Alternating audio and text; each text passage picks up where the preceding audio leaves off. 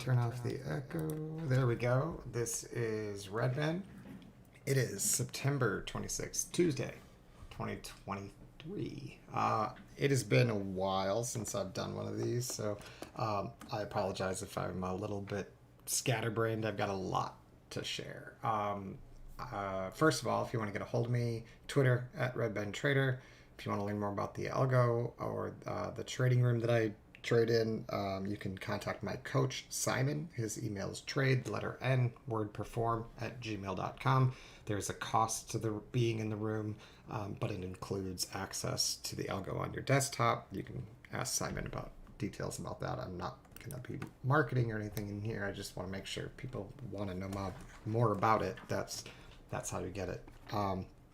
And because it's not mine proprietarily, I'm not going to be able to share, what every little signal means. Just realize that from the get-go. So you're welcome to ask questions in the chat. I will answer the ones I can, but I don't have access to the code. But the good news is if you're in the room, you have access to the algo. So you don't need to know the code behind the signal if you have the signal anyway, unless you're rebuilding it and rebranding it or something, which we don't want to condone. So some updates since I last did my stream, I think last month, almost a month ago.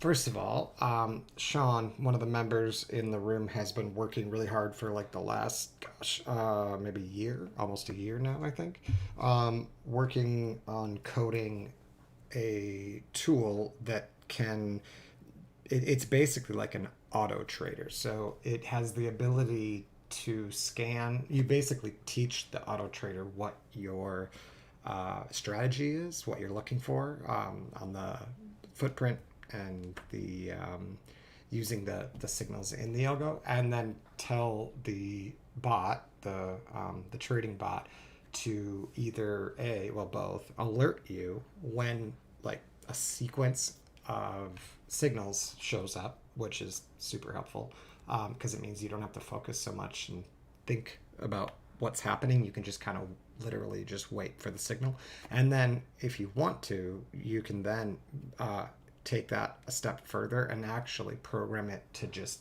take the entry, whether that's with a cash account or a PA account with the rhythmic, what's it called? If you can connect Sierra chart through Rhythmic Trader and use a prop account, right?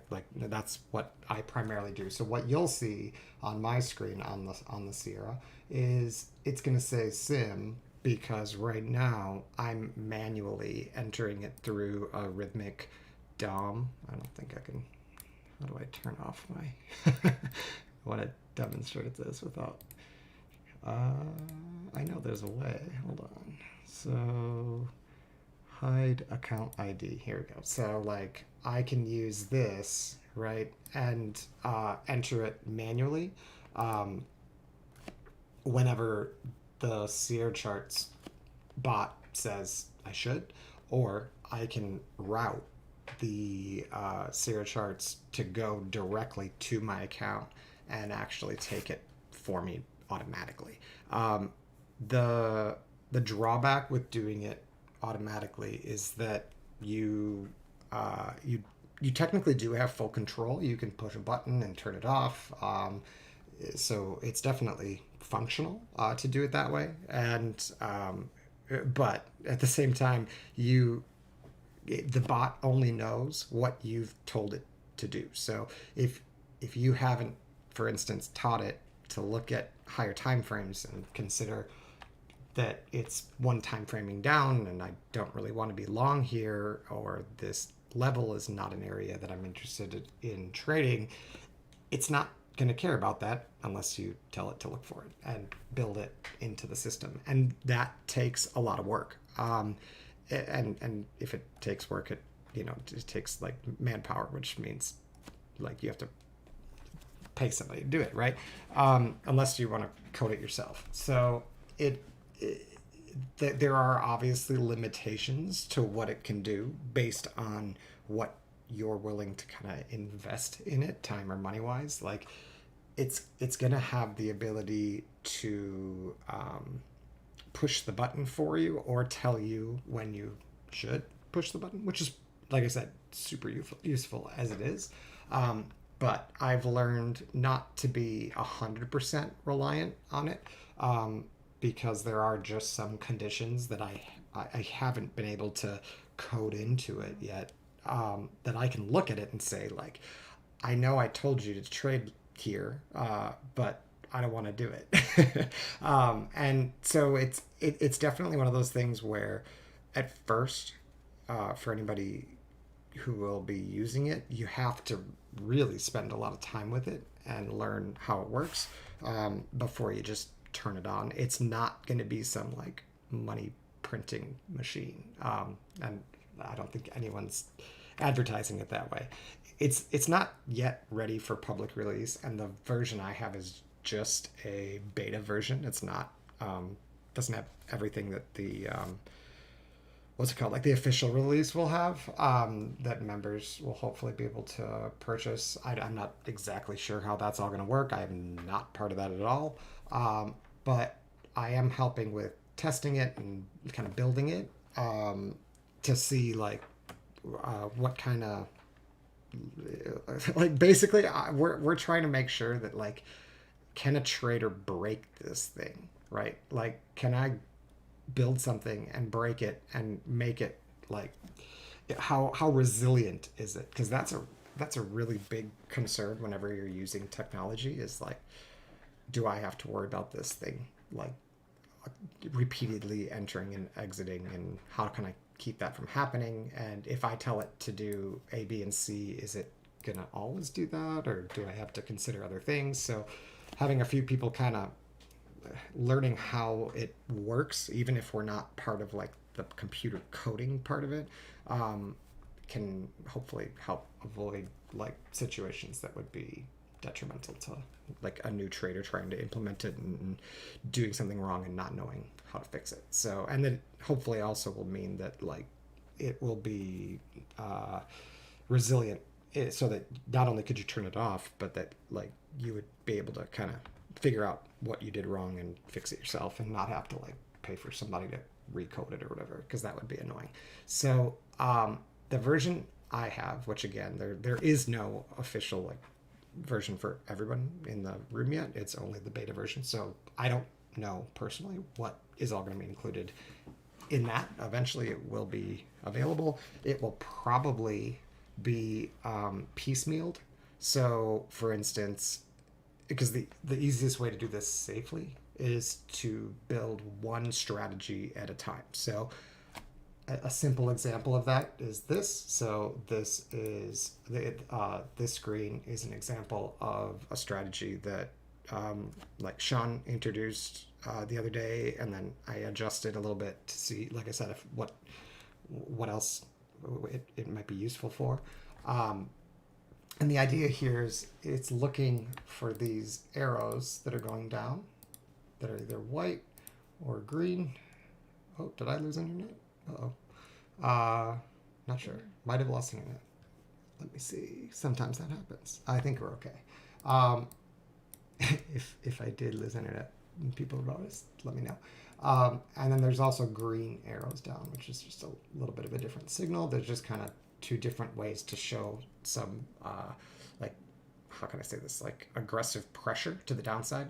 And then what this strategy is looking for is it's actually a long only strategy that wants to get above those and then use that zone as a what we call a retest zone. So let me find one that actually triggered. It's probably not going to trigger right now because today we're just going down, and the long only, you'd want the inverse of this to really make money. So here's an example of like the kind of move that it would look for. It didn't trigger here because the conditions weren't right, but see how this zone here got retested and then lifted out of it, right? So that's the kind of spot that it would go, but it didn't quite reach the required criteria that we told the bot to take, so it didn't quite do it. Either that or I had it turned off, actually, because that does look like it met the criteria. So here's some examples of actual trades that it took. In sim, like if I didn't finish that thought, the reason it's in sim is because, yeah, I didn't mention this. So in addition to being a super useful tool for actually trading, like either alerting you or automatically taking the trade, I'm actually finding that the very most valuable like aspect of having this is that I can put in a trade idea, like super simplified, or add a bunch of filters and stuff, and then run it forward testing and see how it does with a readout of like, oh, it's taken 2 trades, and one of them got to $10 or 10 points, and one of them stopped out, and the result would have been a negative $240 day. And like keeping that data is really helpful. And then plus you can load 100 days, 300 days, and actually run the back test and kind of see like how would this strategy have done like a year ago. Obviously, past performance is not indicative of future results. It's not going to tell you how it will do, but I personally would rather be working with a strategy that I've seen worked well recently than one that didn't. So I find it useful, but it doesn't guarantee anything that is going to work in the future, obviously. So here's an example of one that it did take. So this gray area was produced way back here by this one.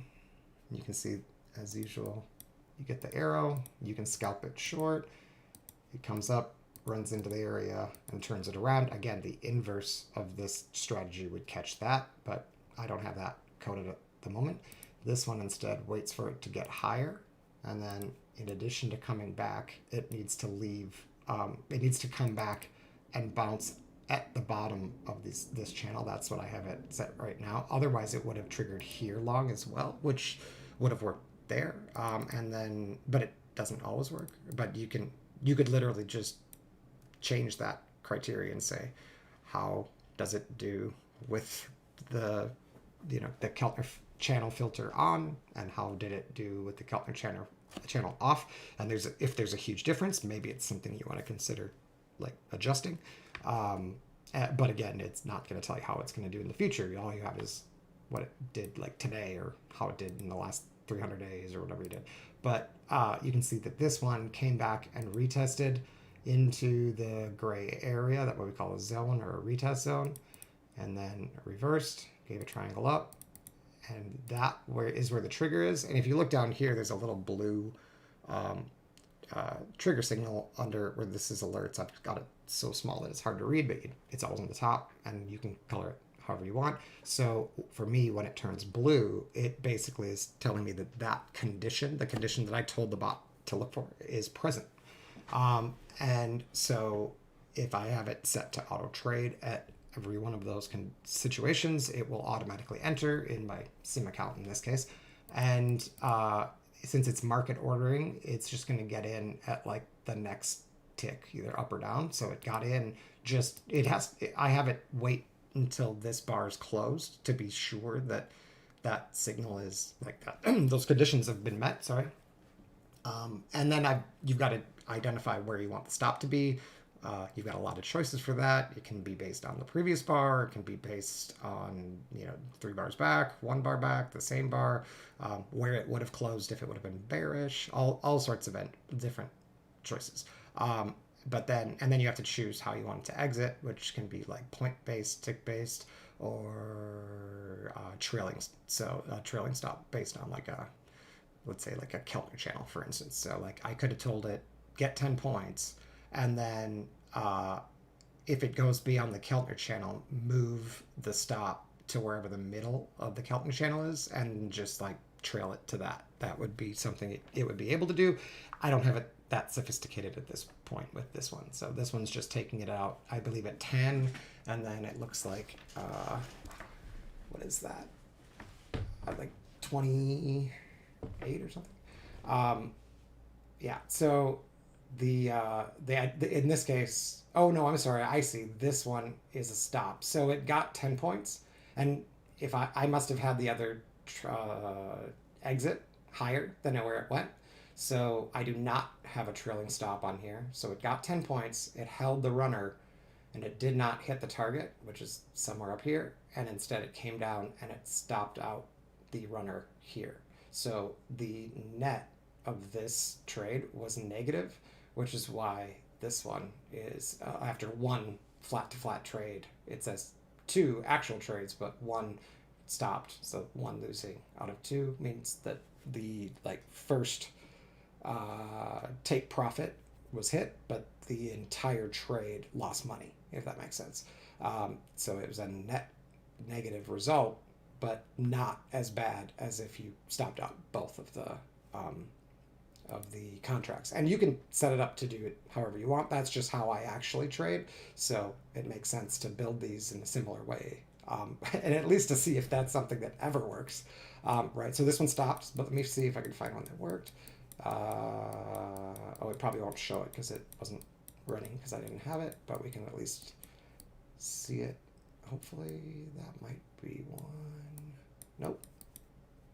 It's got to leave the area, come back. So this would be a stop as well. We won't see it, but that would be a stop because it left the area, came back, gave a triangle, tried to go and failed, right? And like I said, you never know. Oh, here's one that actually triggered. This one is also a stop. You can see that you have the green arrow producing this zone. It leaves the area, comes back, retests, gives a triangle up, gets in right there at the top, and gets immediately stopped out. That's obviously going to happen, right? And as you build these, some of them are going to work very infrequently. Some of them are going to work great. So here is, sorry about the fighter jet, you guys. I'm in Las Vegas, and they fly over here sometimes, a lot. Down arrow, retest, enter, target one, target two.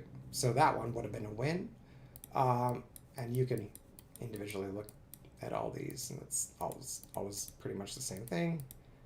Target one, target two, retest, entry is here, and then both of them stopped.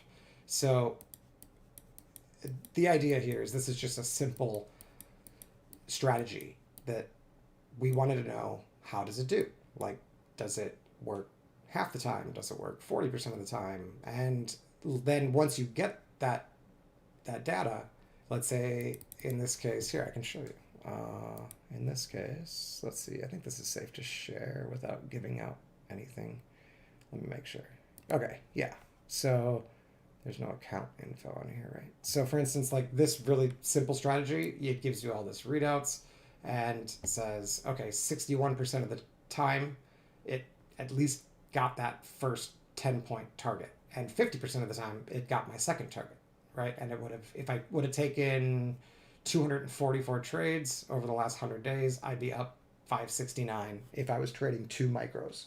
And then you can get the maximum drawdown, which is down 247, and the maximum run up was up 645. So it's a pretty quote unquote safe strategy, right? Even though we see some stops over time, it seems to do okay. Is it great? Not yet, right? But is it like profitable? It is. It's probably an idea that's worth working on, right? And the problem with not having a system like this, like something that can do that automatically, is in the past, to be able to come up with those numbers, I would have to manually go back and count them and be like, okay, yesterday, if I would have taken every single one of these entries, I would have had 6 stops and 12 wins, so that's 50%. Now let's look at a random day, right? And you guys have seen me do it. It's a lot of work. With this, it's a heck of a lot easier. And I can immediately see when something's clearly not working. And again, even though past performance is not indicative of future results, that's pretty important to me to know that something that was working is suddenly not working. There is probably a reason to be cautious about that. So like I said, that's for me, the primary benefit of this is the ability to go back and like actually see how would this exact same strategy do at some other time, even though past performance doesn't tell us how it's going to do in the future. Like it can save you a ton of time, like because if it did horribly in the past, it's you've got something wrong, right? And then you can start tweaking and say like, well, it like I showed you here, it got 61.48% profitable for 10 points, but didn't reach that 30-point target on 50% of the trades. So I could then run it again and change the second target to maybe from 30 to 26. Or maybe I could try changing the exit, like the stop, to a little bit deeper or a little bit shallower or whatever. And just, again, you're not going to know if it's going to do better in the future, but seeing what changes when you make those adjustments and then run it in the past is really informative when it comes to like building confidence in a system. Because I don't know about anybody watching this, but for me, especially using something like this, like a visual signal based entry system, when you don't necessarily know what every one of these arrows means, let's say, we know that it's a sign of aggression on the DOM or the footprint, but like Simon doesn't necessarily just like hand us all the code because like, you know, it's proprietary and you don't, like I said, you don't need to know it, but to trade it. But when you see that it works or it worked in the past, for me, that's the only way that I can actually have confidence to consider running it. And I used to have to do that manually, and it was way more time consuming. And now it's a heck of a lot easier. So that, for me, is the primary use of this system. But the secondary use is it makes making decisions a heck of a lot easier, even with a really busy chart. So here, it's a pretty clean compared to what I have used in the past. This is just a couple signals, but the truth is you wouldn't even have to like even watch any of these colors or signals. All you'd have to do is look right here and see if you have a blue signal. And if you don't do anything. If this is the only like strategy you run, you need this. I don't know why I can't see that down there. You need this to get into trade.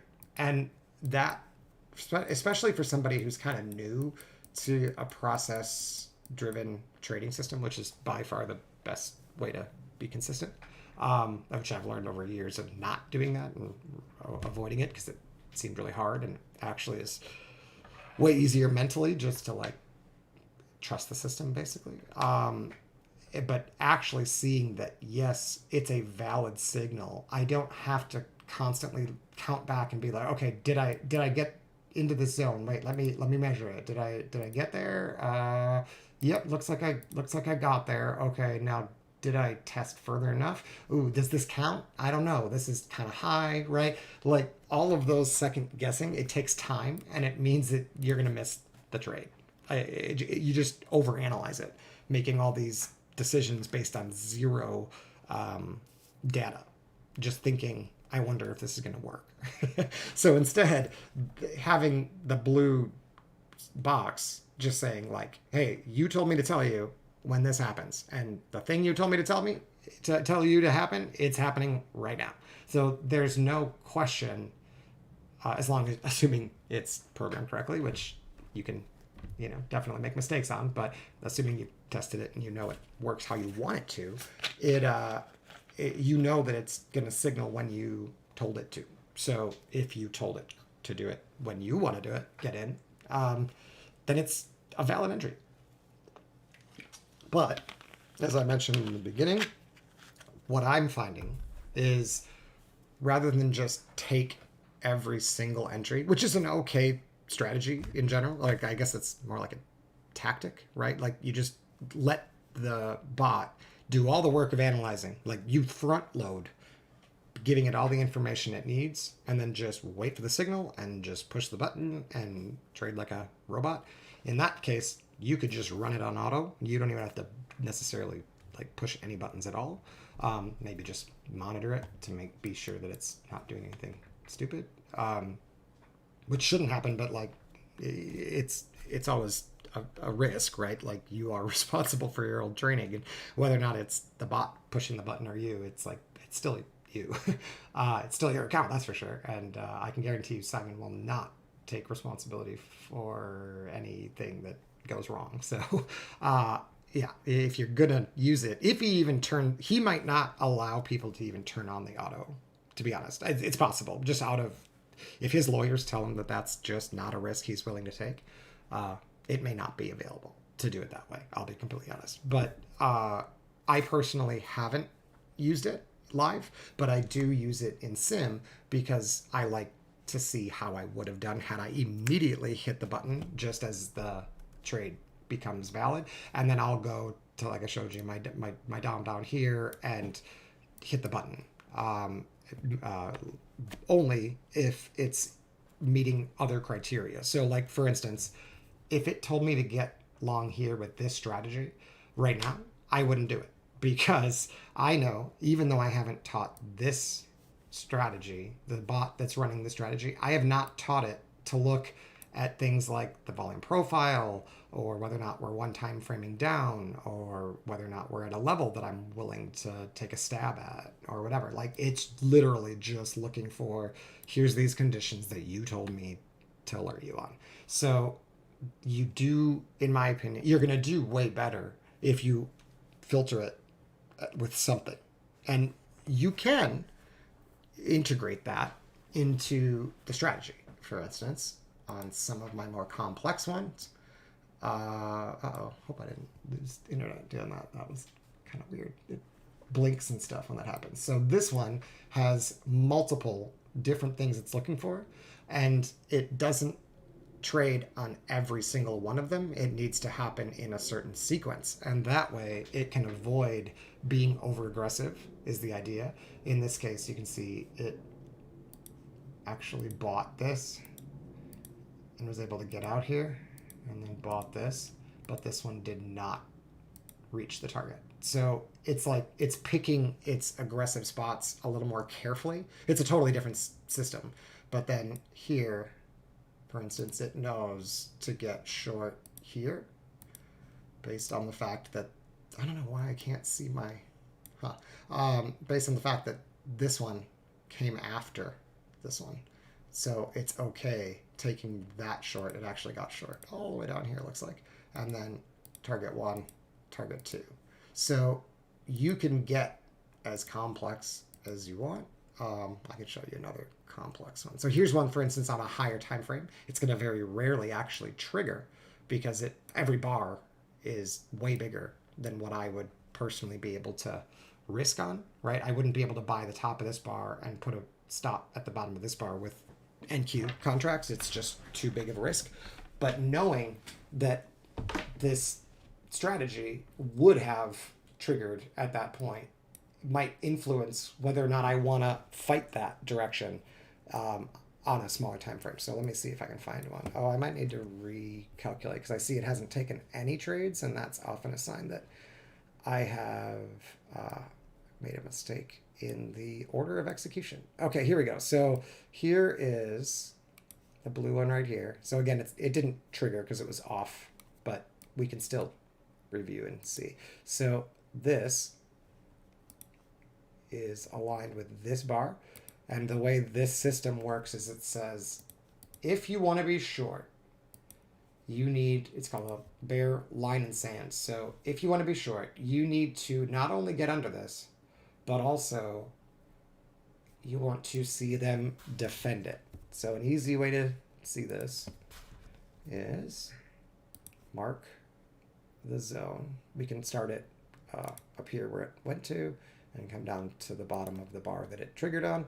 And if it goes under it and then it holds under it on a retest and it can't develop any volume up there like that, that would normally be an entry short. Like I said, it wasn't on, so it's not gonna enter it, but you could get in here or here. The problem is on the 40 tick, if you got in here at 57, your stop technically goes at 92, which is huge for NQ, way too big.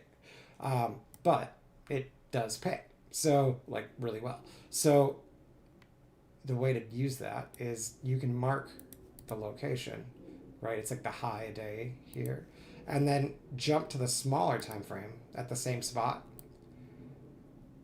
And what you'll see, oh, it didn't trigger, unfortunately. I've not totally sure why. Let me just try reloading this and make sure that's not the problem. But had it triggered in that same location, your stop stays the same up at above 93.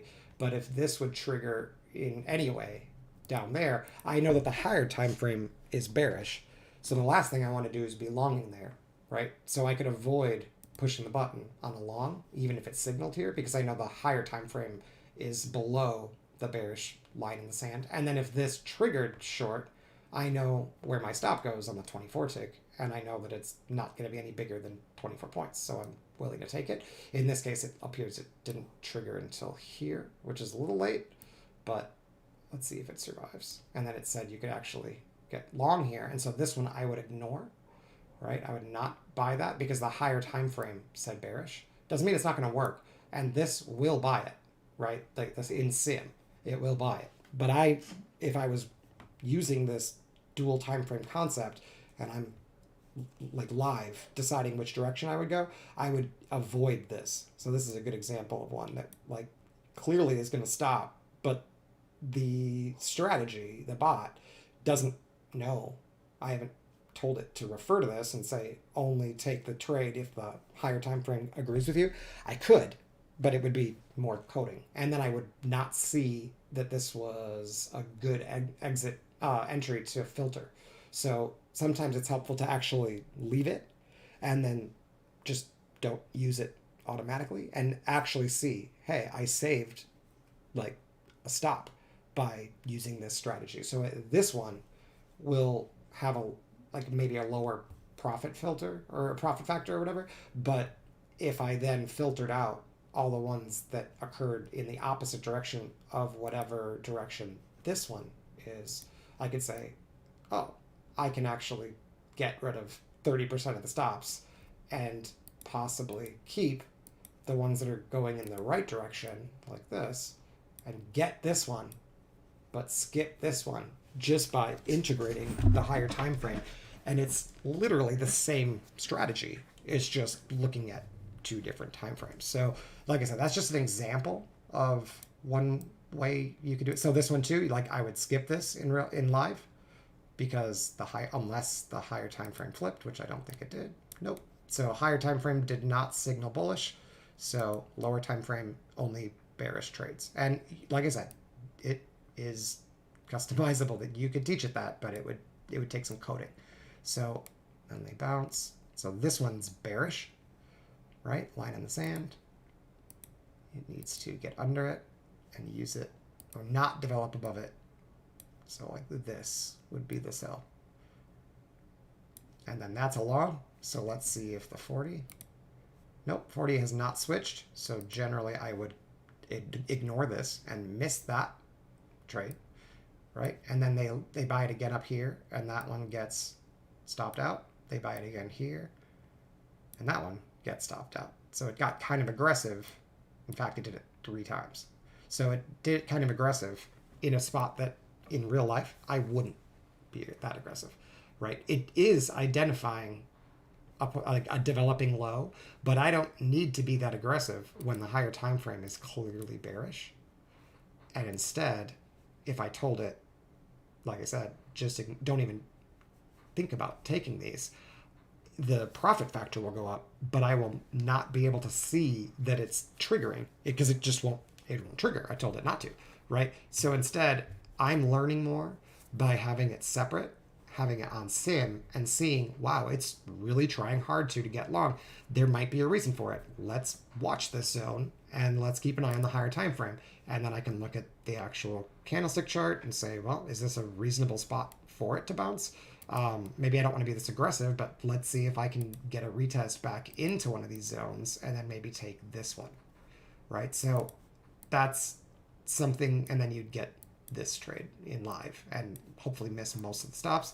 And then I'd also probably avoid this one, right? Knowing that the higher time frame was bearish, but now the lower time frame longs are working because that doesn't, it's either balanced, which is fine, or it's turning, right? So you'd have to decide, do I want to just take every signal or do I want to add these filters? And then, like I said, in this case, I'm finding it more useful to see it all and then make my choices live.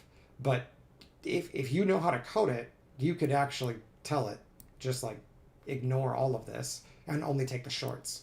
And so in this case, because the 40 tick is bearish, so in this case it would miss this, right? And wasn't there a short? Yeah, so it would take this, right? And again, I'm taking it at 10 and 25 or whatever that is, but you can obviously stretch that wherever you want. It would miss this one, but it wouldn't even show you if you integrated that. And then it wouldn't demonstrate that it's trying to get long here. You'd have no clue that the smaller time frame is like triggering because you told it to avoid longs. And then you'd get short here, get paid on that one. And then it would keep doing that and see it gets a long here, right? You'd miss that unless the higher time frame flipped. And it will flip here. So if we get above 50, 750, it'll flip. And it doesn't. So in other words, using that integrated dual time frame concept, none of these longs would be visible because it wouldn't even trigger. You'd tell it, ignore them, right? And so it's good if you're using it as like an auto trading, like the way it's developed, right? It's where you can, it just only gets you in when you tell it to. The problem is that you won't see it, and I'm using, even though I'm not having it automatically enter the trade and exit the trade for me, I'm using the fact that the strategy is triggering, it's a valid entry based on what I've told it, and that will influence what I am looking at. And I might second guess, like shorting this if I saw that they tried repeatedly to buy it and it actually worked, right? I might be like, wow, this actually might be an area that if I do short, I should probably take profit there. So, oh shit, I don't want to mess with the... you can move these. You got to be careful. I'm in Sim, so it doesn't really matter, but okay, there we go. So it's right on the... Oh, did I just add that? I did. Okay, so if I wanted to mark where they started getting, long here, if I had this visible but wasn't doing automatically, and then I got this signal to be short, the easy way around this is just say, well, I want to exit here when it comes back to that zone because it might be bouncing there. So I'd get 10 points, and then I'd miss probably this one, although that really didn't get to the opposite side of it. What I wouldn't do in this case, if I thought it was balanced, is try to hold beyond that, because I would expect that they try to bounce it here because the strategy just from this time frame thinks this is a good spot to bounce. The higher time frame knows it's not. I hope that makes sense. But then once they notice here, they're trying to get long in that same zone. That makes sense. But since the higher time frame's bearish, I want to be above that, right? And it never happens. So do I want to take these? Probably not. It's really aggressive, considering that the higher time frame has not achieved that line in the sand. They achieved it, but they didn't hold it. So it's not very likely that the shorts are done. It's possible, right? I mean, they repeatedly are getting triggered in on this time frame, but the higher time frame clearly rejected the line in the sand. So higher time frame says there's no reason to be long here, swing trade wise. But the smaller time frame is like, if it's going to get bullish, this is where it's going to happen. And I just personally find seeing that useful, even if I'm not pushing the button every single time I see a blue light. Just seeing like, oh, they're trying to buy this, and then I can check this and be like, wait, I thought I was supposed to be selling. Oh yeah, I am, definitely. So let's see where they get stopped out. Okay, it works here. This one gets stopped out. This one, I don't know, might get stopped out, right? If this one gets stopped out and then it lifts and gives me a short entry, I'm probably gonna take it. And so kind of having that flexibility as you get used to how this system works is useful. But like I said, this is a very complicated strategy. A much easier one would be like this, where you're just like, okay, I can't get long unless we get over this, and then retest this and bounce. But the interesting thing is the location is the same, right? It's a totally different like set of rules. But if you look at where that level is, 743, right? And then you look at where this is, 750. Okay, it's not exactly the same, but it's the same area, right? Both strategies identify that level, that zone here, it's bearish as long as we stay under that. But the smaller time frame is attacking it because I told it to, if certain conditions are met. And there's definitely a chance, like lately it's a 54% chance, that they at least get 10 to 30 points doing that. It's a really great aggressive strategy that is great as long as you're not trending in the opposite direction, because you don't want to be hammering counter trend when the higher time frame is clearly going the other direction. So if I wanted to know, like with a back test, like how would this do if I told it to stop taking these aggressive trades, that is something that I could program without too much trouble. It would take some time.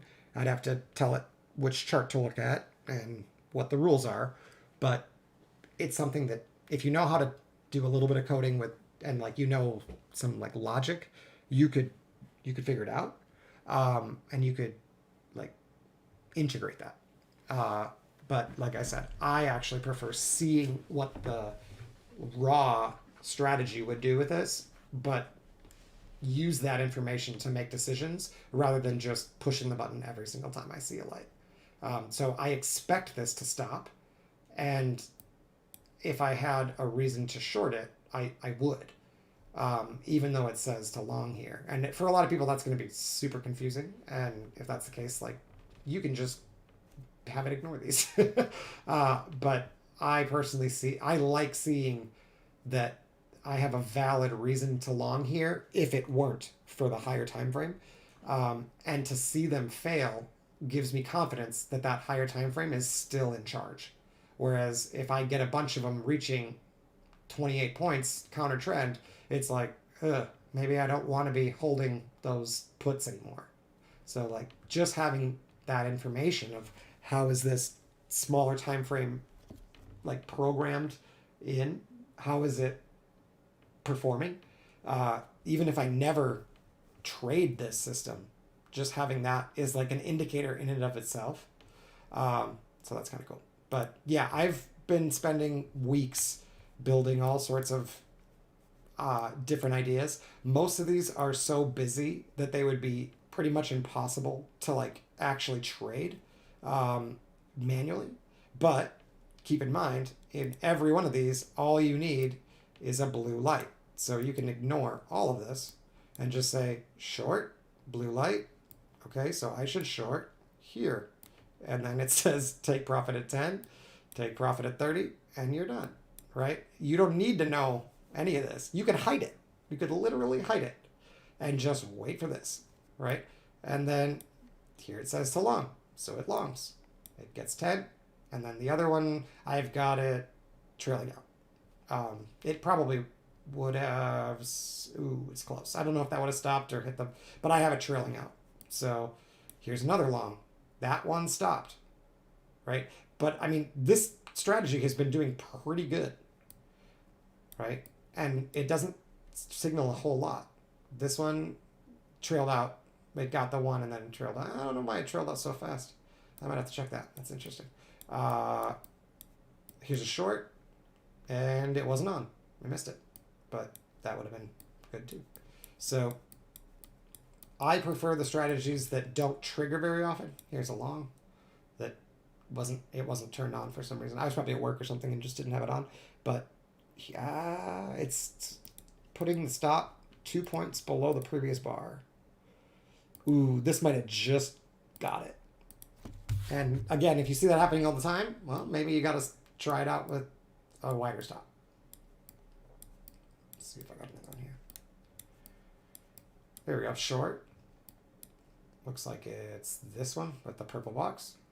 So that definitely worked. I mean, 80% of them are working. So That's a pretty good strategy. That's a long.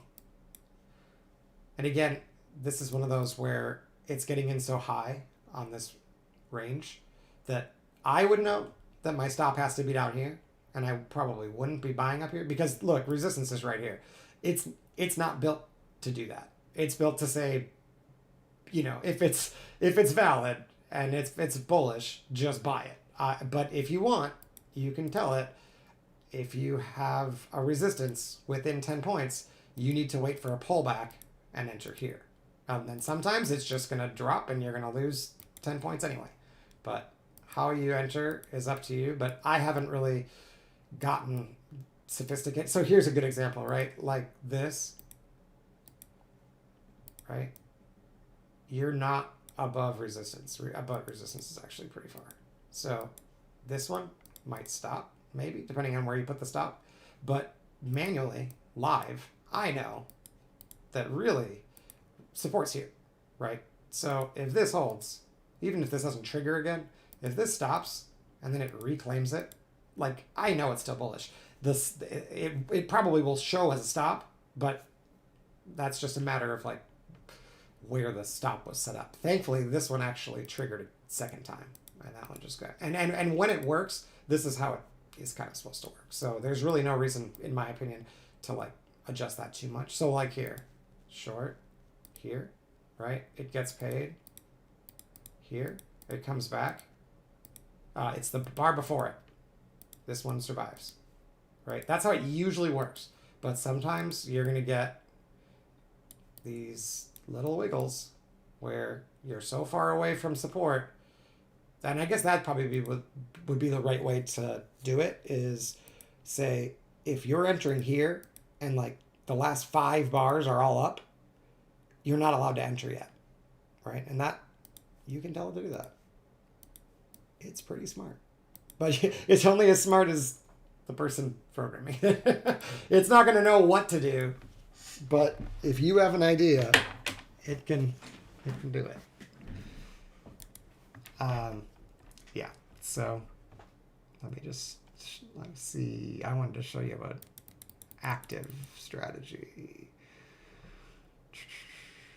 This one's super active. Okay, so trading micros, 60% profitable across 20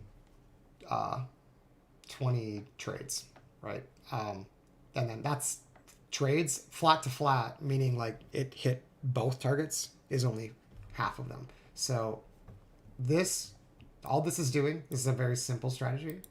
All it's doing is it's watching for big volume. Here, let me watch this. I'll show you exactly what it's doing.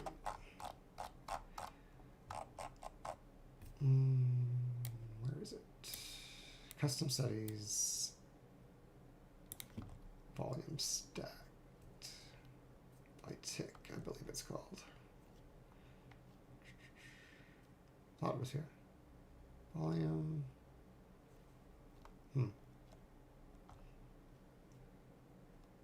Volume bar. I thought it was it.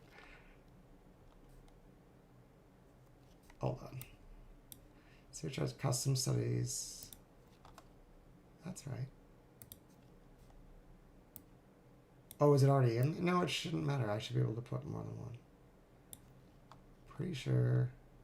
Oh, it could be. I'm probably just missing it.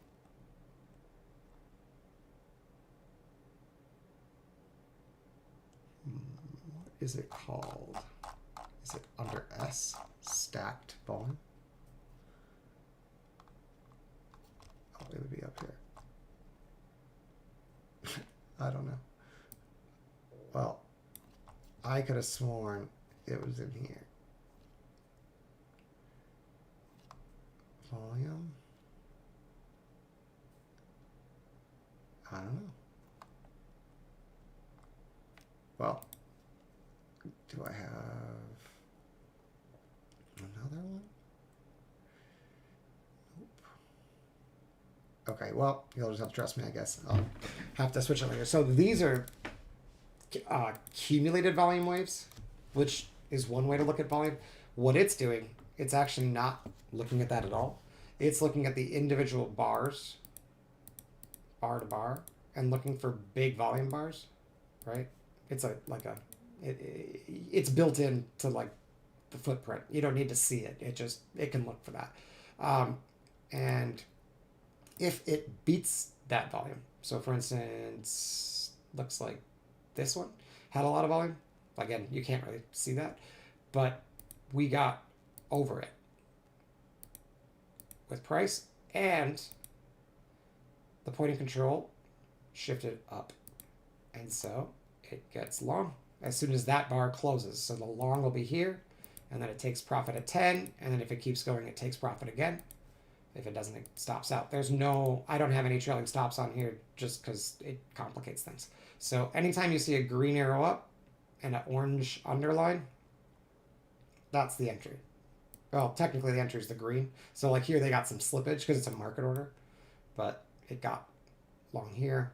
And then, it looks like it stopped underneath. It's just a very tight stop because it usually works right away. Here's the short. It's a green with the green line dash with the pink, I guess that is.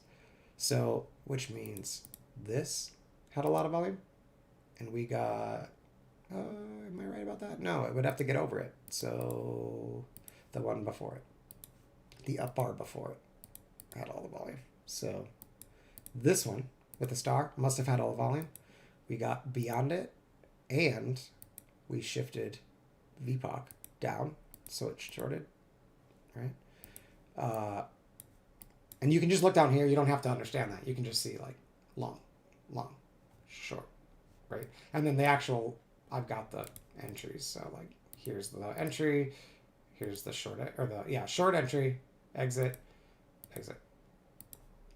right? And then long entry, exit, and then they would have entered here, right here. But I have it that once you're in, you don't take another entry, because usually this is exactly what happens, is the second entry is not at support. So it just ignores this one because it's already long, and then this one ends up stopping out. And like I said, that's customizable. You can tell it how you want to deal with that. So here's a short that works, and here's a long that fails, right? The important thing is that the short that works pays really nicely. The long that fails loses a very small amount. And that's why it might only be flat to flat 10 out of 20, meaning when you get both of them to pay is only 10 out of 20, so 50%. But the percent of trades possible, profitable, is 60%. And the result is positive. So it's nothing, it's not like anything, it's not some like genius trade idea. It's just a simple concept. And I don't personally run it live, but seeing, again, that longs are not working. Every time they try, they fail. I know if you are getting over bearish volume and you can't even get 20 points after that, you don't want to be buying, right? So while I could run this and it would probably make money most days, I've actually used it more as an indicator for when this changes, I'll show you where it changes. So let me find, like, it'll be great in balance, but okay, so no longs. It's been all shorts here. All right, there's a long. Is that one stopped? So did this long work? This one looks like it stopped. So where did these work? And shorts are working, see? So it's bearish. Shorts, this is probably where it changes. So does this long work? Nope. Where did the longs work? Short failed. Short worked, long failed, so it's still 50-50. We want to find a spot where it's like really obvious. And we'll demonstrate that. Long. Here we go. So this looks like this was probably bullish back here. Yeah, see, long, and they're all working, right? And then you get a short that works and a long that fails. Do I want to be buying dips anymore? Probably not. Right? This one fails. I want to start taking the shorts. So this would be a good short. This is probably an okay short. Okay, that one fails. Well, maybe it gets 10 points. This is not a long I want to take. And then I'm looking for a short blue down here. And that one just misses. Okay, here. Oh, that one stops. And no trade. There. That one should work. Boom. Right? And then I'd wait until long start to work. So that long failed. Take the short. That short got 10 points. And then runner stopped. Still bearish. Short. I'd probably take that. That fails. If a long works, I want to flip. Long. Does it work? Nope. So it's probably still bearish.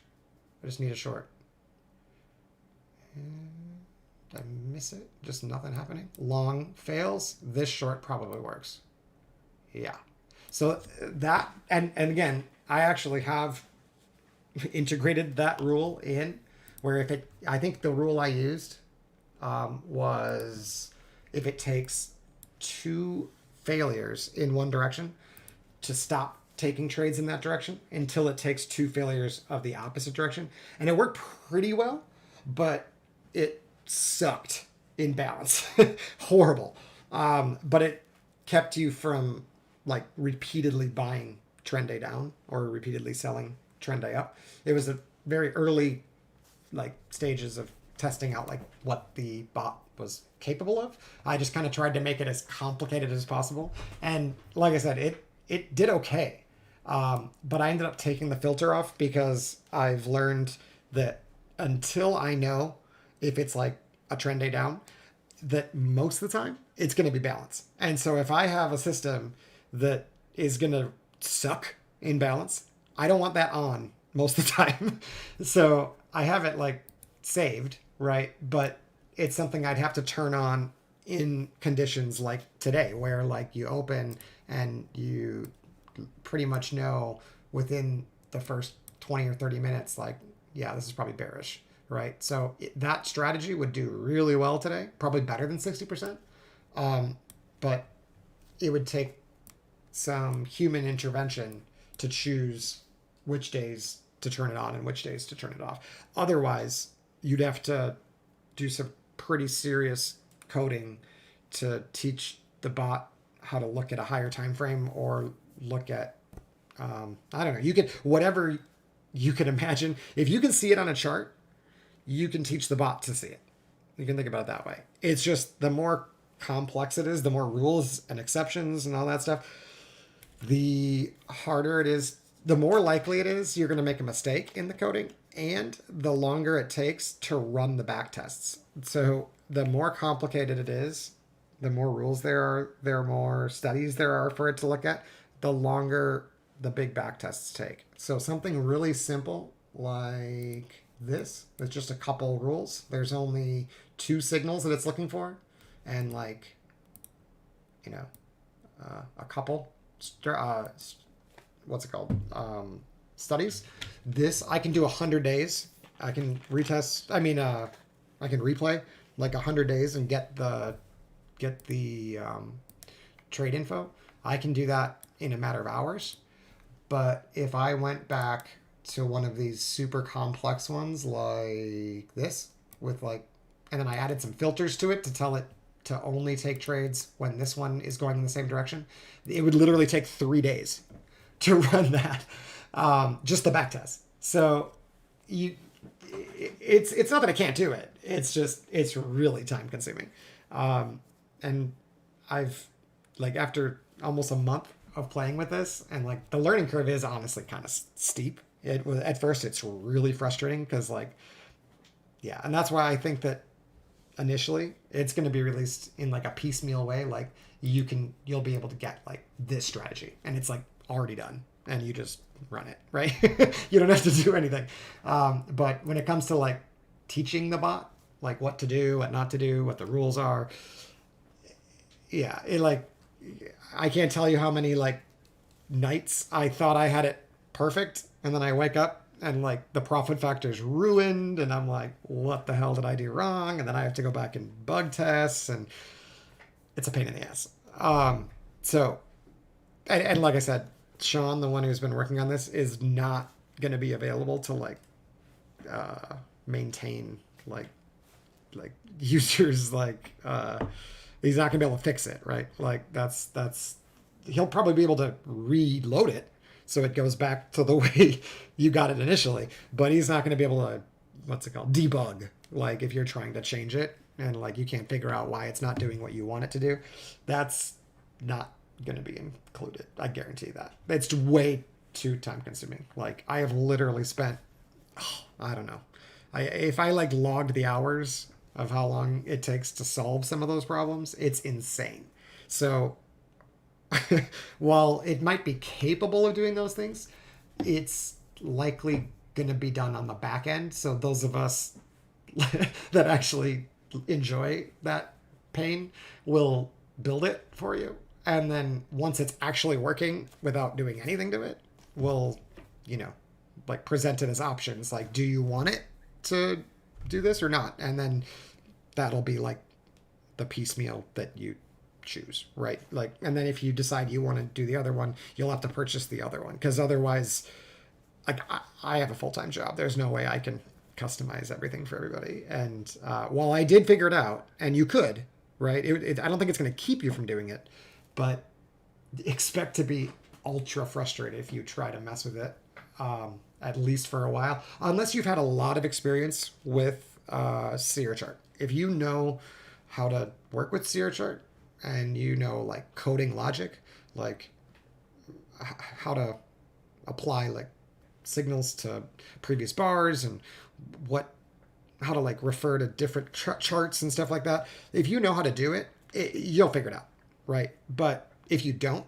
I would recommend just don't even touch it. Just leave it how it is, and just use it in the way, like just pick the one that you actually want to use, and don't worry so much about the customizability, because while it is super powerful, it's just so easy to like make dumb mistakes in coding that like literally take hours to just figure out what the hell you did wrong. And in the meantime, like, it's not going to work, right? And there's nothing more frustrating than like having this new toy that like doesn't do what it's supposed to do. So instead, I think the right thing to do for most people is just going to be like, if you like trade A, just get the already finished coded version of that trade, and then you can just run it. That's what I expect is going to be done, because like I said, unless Simon wants to hire like a coding expert to like be available on the phone to like talk people off the ledge when they break shit, because yeah, I definitely got pretty frustrated with it a couple times, but it is super cool. Anyway, yeah, it's so true, Nathan. Like, it's a horrible idea to log how many hours you've spent fixing stuff. But like, you've worked with PineScript, right? You know, like the logic, you'd figure it out, right? But someone who's never done anything like that, like never actually thought about like how many bars back do I want it to look, or do I care if it's situation A or situation B, and if I find a difference, what does that even mean, right? Like, if you can't answer those questions, you shouldn't even be touching it. Just leave it how it is, because the chances are you're gonna mess something up and have no idea what to even try to fix it. Like, and I can't tell you how many times like I was like messing with it, because like it's complicated. Like, you can go in here and like add, for instance, like, okay, so like I can build an alert and say, tell me when this is present, this is not present, and then ignore this one. But and then only give me a signal when that, try down, open, whatever, this one occurs after this other alert. And it has to happen within 6 bars, and this one has to happen first. Oh, and by the way, if this one doesn't happen, tell me when this one happens instead. and stop counting if this ever happens. So it's like, it's cool that you can do that, but are most people going to be able to like change all those and then like when it doesn't work, like know which one fucked it up? Like, no, you're just going to end up wasting all that time reloading it in the default and using the way that works. So, yes. Me too. Me too. Pine is actually very forgiving. And the nice thing about this is that it is built like in a way that's relatively, if you do know some of that logic, like, what am I trying to say? Like once you've built a couple of them, it's not that hard. It's the first few of them where you're like, what the hell did I do wrong? And you don't even know, like, you've never debugged it. So like, you don't know what this means when this happens. That's where I spent a lot of time. But basically I just messed it up enough and then had to fix it because there was no one to tell me what I did wrong. And so I'd go back and adjust things one at a time and be like, oh, I see what I did wrong because that just happened again. So I should just stop messing with that. And then I just learned that way. But yeah, I mean, for sure, if he is going to do it like in a customizable way, it absolutely needs some sort of like a instructional manual. No question about it. And that definitely does not exist. And I don't know who would be up for writing it because it'd be pretty complicated. But I will say I've found it really useful just because my charts have always been so busy, and to be able to like take an idea from like a chart that's like totally unreadable, but I know like what I'm trying to look for, and then simplify it to just short this, right? Like is so much better. Like the fact that I could just hide all of this or just wait for the alert and it'll literally just tell me like short system 27. Like that is in and of itself so valuable. Because but I have made the mistake, as you can see, of like playing with 40 different ideas, with only some of them being actually finished. And then like I'll find one that like really isn't working and like ignore it for like a week and like start something else. And then when I get frustrated with that one, I'll go back and try to fix the other one. And so it's, that's just the way my brain works, unfortunately. Like I'm a little ADD, and okay, a lot. And like, I can't necessarily stay with one idea, but regardless of that, the good news is that as long as you save it, it'll save my work, So like if I was working on this and it wasn't really doing what I thought it was, I could keep running it. And it could be that the market just wasn't doing what it needed to do to make that work. And so 3 weeks later, if I come back and I see that it's got, 200 trades at 100%, that would be pretty crazy. But like, I don't know, maybe like 60%, it'd be like, oh, I'm glad I didn't fuck with that anymore because that's actually working. Right. And that's happened. Like I've gotten the divergence ones. I've messed with these so much and have really struggled with getting it any higher than like this, like 55% or so. And so the P&L is never impressive, but I know conceptually it should work.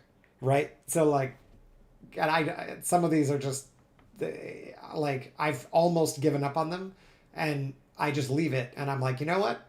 Maybe I just need to leave it and come back to it later. And then like you come back to it and it's like, oh, it's actually doing really good how it is. So I'm not going to touch it. And that's just part of trading that you don't know if it's a mistake or the market's changed. Until you have a tested system. And like I said, I've got, this one is pretty good. Okay. It needs some work, but this one is really quite good. This one is usually really quite good. And then the arrows are getting better. These are getting good too. Working quite a bit on these. So like that is a good trade. There's one. That one worked. Right. But the frustrating thing about these is to the downside, it almost never sets up because once it drops, it doesn't reach the zone. And so it gives you some nice counter trends, but it would be, if you were working short only, you would like throw away the system because it looks like it never triggers. But it actually does work. It just doesn't set up that way very often. Like I can look, here's a short, and oh no, I'm wrong. That's a up arrow long. So that's a long. I don't know why it didn't trigger. That's a nice one. Yeah, there. So this one set up and failed, right? So you'd think like if you were looking at this short only, you'd be like, this is a piece of shit. I'm not working with this. When it's just that long markets and short markets just work differently. And when it goes long, it's going to work fine, right? But when it goes short and it sets up long, you're going to get a counter trend move like this, but you're going to miss the move with the trend. So you're going to need something else if you want a continuation trade to the downside. But it doesn't trigger long until here and then gets you whatever you know that is. So, and then again, totally never comes back and triggers you. So it'd be pretty frustrating, and you could easily mess with it looking for like a better percent profitable because you've only got 5 short trades when it was actually working great. You just weren't looking at the right side of the market. So there's a lot of things that can go wrong. For sure. Yeah, isn't that neat? That, like I said, that is the coolest part, honestly, is the simplification of the signal board and the fact that like I can make this as complicated as I want up here and just completely hide it or ignore it. So this just got long, but I do really want to buy this. Probably not. That's interesting. But the telling you where the signal is valid is in and of itself going to be awesome, because these get so busy. But you can literally hide them. You don't need them on at all. I just have them on because I built them, so I want to see it work. But you can simplify it and it'll still be where it's supposed to be. So like that is nice. That's the same concept of a what's it called, a divergence, right? And like this one's working pretty good today, but it rarely gets any better than this. And it's hard to like commit to something that you've never seen work 60% or better. Whereas like I know that like this, like even as it is, it has a lot of freaking trades, but I know that it works over time as long as you're not taking a counter trend. And even if you leave it open for counter trend trades, it gets these little things, you know? So like I'm comfortable just like that one just got paid. So I'm comfortable just running this as it is. But the way I had it before, where it was ultra sensitive to being stopped out, I would have had awful days. So it's just, you just have to learn through practice, like how complicated you want it. But I have definitely found if you get too complicated, it's going to work great during the situations that you're building it for. But if you turn it on and it's not in that situation, you will risk a big drawdown. So I've gone from, at first, when I first got it, I was really all about, let me see what this thing's capable of, right? And now I'm realizing like, I don't need it to make all the decisions for me. I just want it to simplify things. And by giving it all these rules, it's not that simple. And I'm gonna have to decide when to turn which strategy on anyway. So it's not gonna be that automatable. So instead, I've switched to sort of thinking about it like, let's just make it a strategy that I know works most of the time. And then I'm just going to use some sort of other decision-making device to decide whether or not I want to take that strategy or a different one. And in the meantime, I can keep track of how the strategy would have done had I just run that one all day. And just that, like learning what like a normal day is for each strategy has been super useful. Yeah, I agree. And I do one thing I think it is kind of missing, but I could build, is like a folder system. I was talking to Sean about this, and anybody could do it, but like separating these into like balance day trades and continuation trades for a trend day, something that works long but not short, right? And having like different chart books for each one of those conditions would help most people, including me, like stay organized. Because what I end up doing is like I have a plan, and if that plan doesn't like pan out, I end up just like scanning and being like, oh, 55, that's pretty good. Maybe I should try that one. Oh, that one's 100%. I'm definitely taking the next one, right? Even though I have no reason to, I'm just using the P&L basically to make decisions, which is not smart. Like just because it's gotten 100% of trades doesn't mean it's going to do very well. It's only had 2 trades and it's only up $11, right? Like it doesn't mean anything. But if you've been watching it for 100 days and it regularly gets a 60% win rate, and the drawdown capability is under your like accepted amount, and you, especially if you know when it does really well and when it doesn't do so well, you would know that that's a good strategy to move to. But where I'm at now is I know some of them do well sometimes and other ones don't, but I don't have it organized so that I have all the ones that do well together in the same place, so that I can like, because I'm comparing apples to oranges, But yeah, it's survivor bias, and it's taken a lot of practice not to like just get super biased by those numbers and not even think about like here it's like, wow, I could have had $84. It's like, wait, that's 6 trades. Like this is a very conservative setup, right? It's only getting these little moves. So yeah, it's working, right? But it's working because it knows the direction, right? That's the only. So this is one where on a trend day, it's going to do just fine. And then see how I've got another one down here, right? So these are long and these are short, but I don't have them like dialed in to the trader because they're only usable when in the direction that you're going. So if I was actually using this strategy, I would, once I knew it was short, again, like somewhere up here, right, where I was like, oh, this does not look like a long, I would start ignoring these. And then once these start working, or these bear start working, which might not trigger at all, I would start looking at the bearish ones. So like here, right, this gets stuffed and it's like, oh, it's probably bearish. So now I could turn this and this on, but this and this off. Yeah. And it's as simple as just clicking a button on and off. That's pretty neat. And then like here, if I got stopped out, I'd be like, you know what? Maybe it's not bearish. I'm going to wait until I reclaim this orange line before I take another bear trade. And then I skip this one. And then maybe skip that one. Right?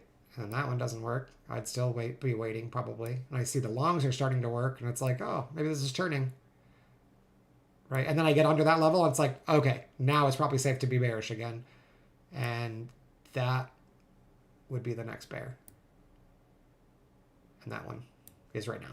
So like that's the way I think about it, is I'm using it more like a tool rather than an auto trader. Even though it has the ability to do that, I would rather have some decision making left. For me, that makes more sense. All right, let me go quick fill up my water. I will be right back.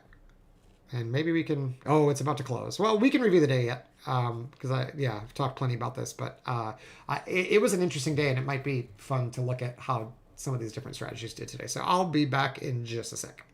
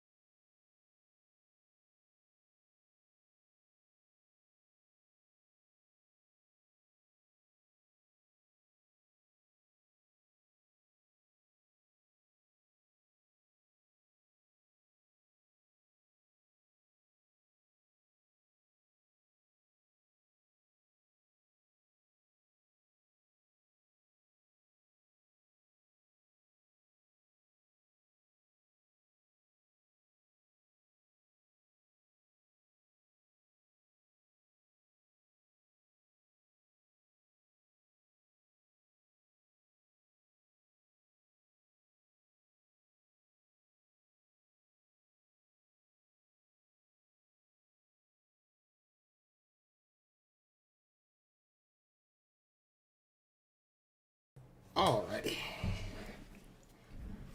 So let me just show you my chart, candle chart, real quick, and I can show you what I was thinking about, or maybe we can plan a little bit about what's maybe the best way to approach this for like overnight and tomorrow. So first of all, something I've demonstrated before, but maybe haven't talked about a lot, and have gotten, I found this works really nicely, is if you have either, let me just take this off, I'll just draw it from scratch. I can show you this from a couple different spots. So if you have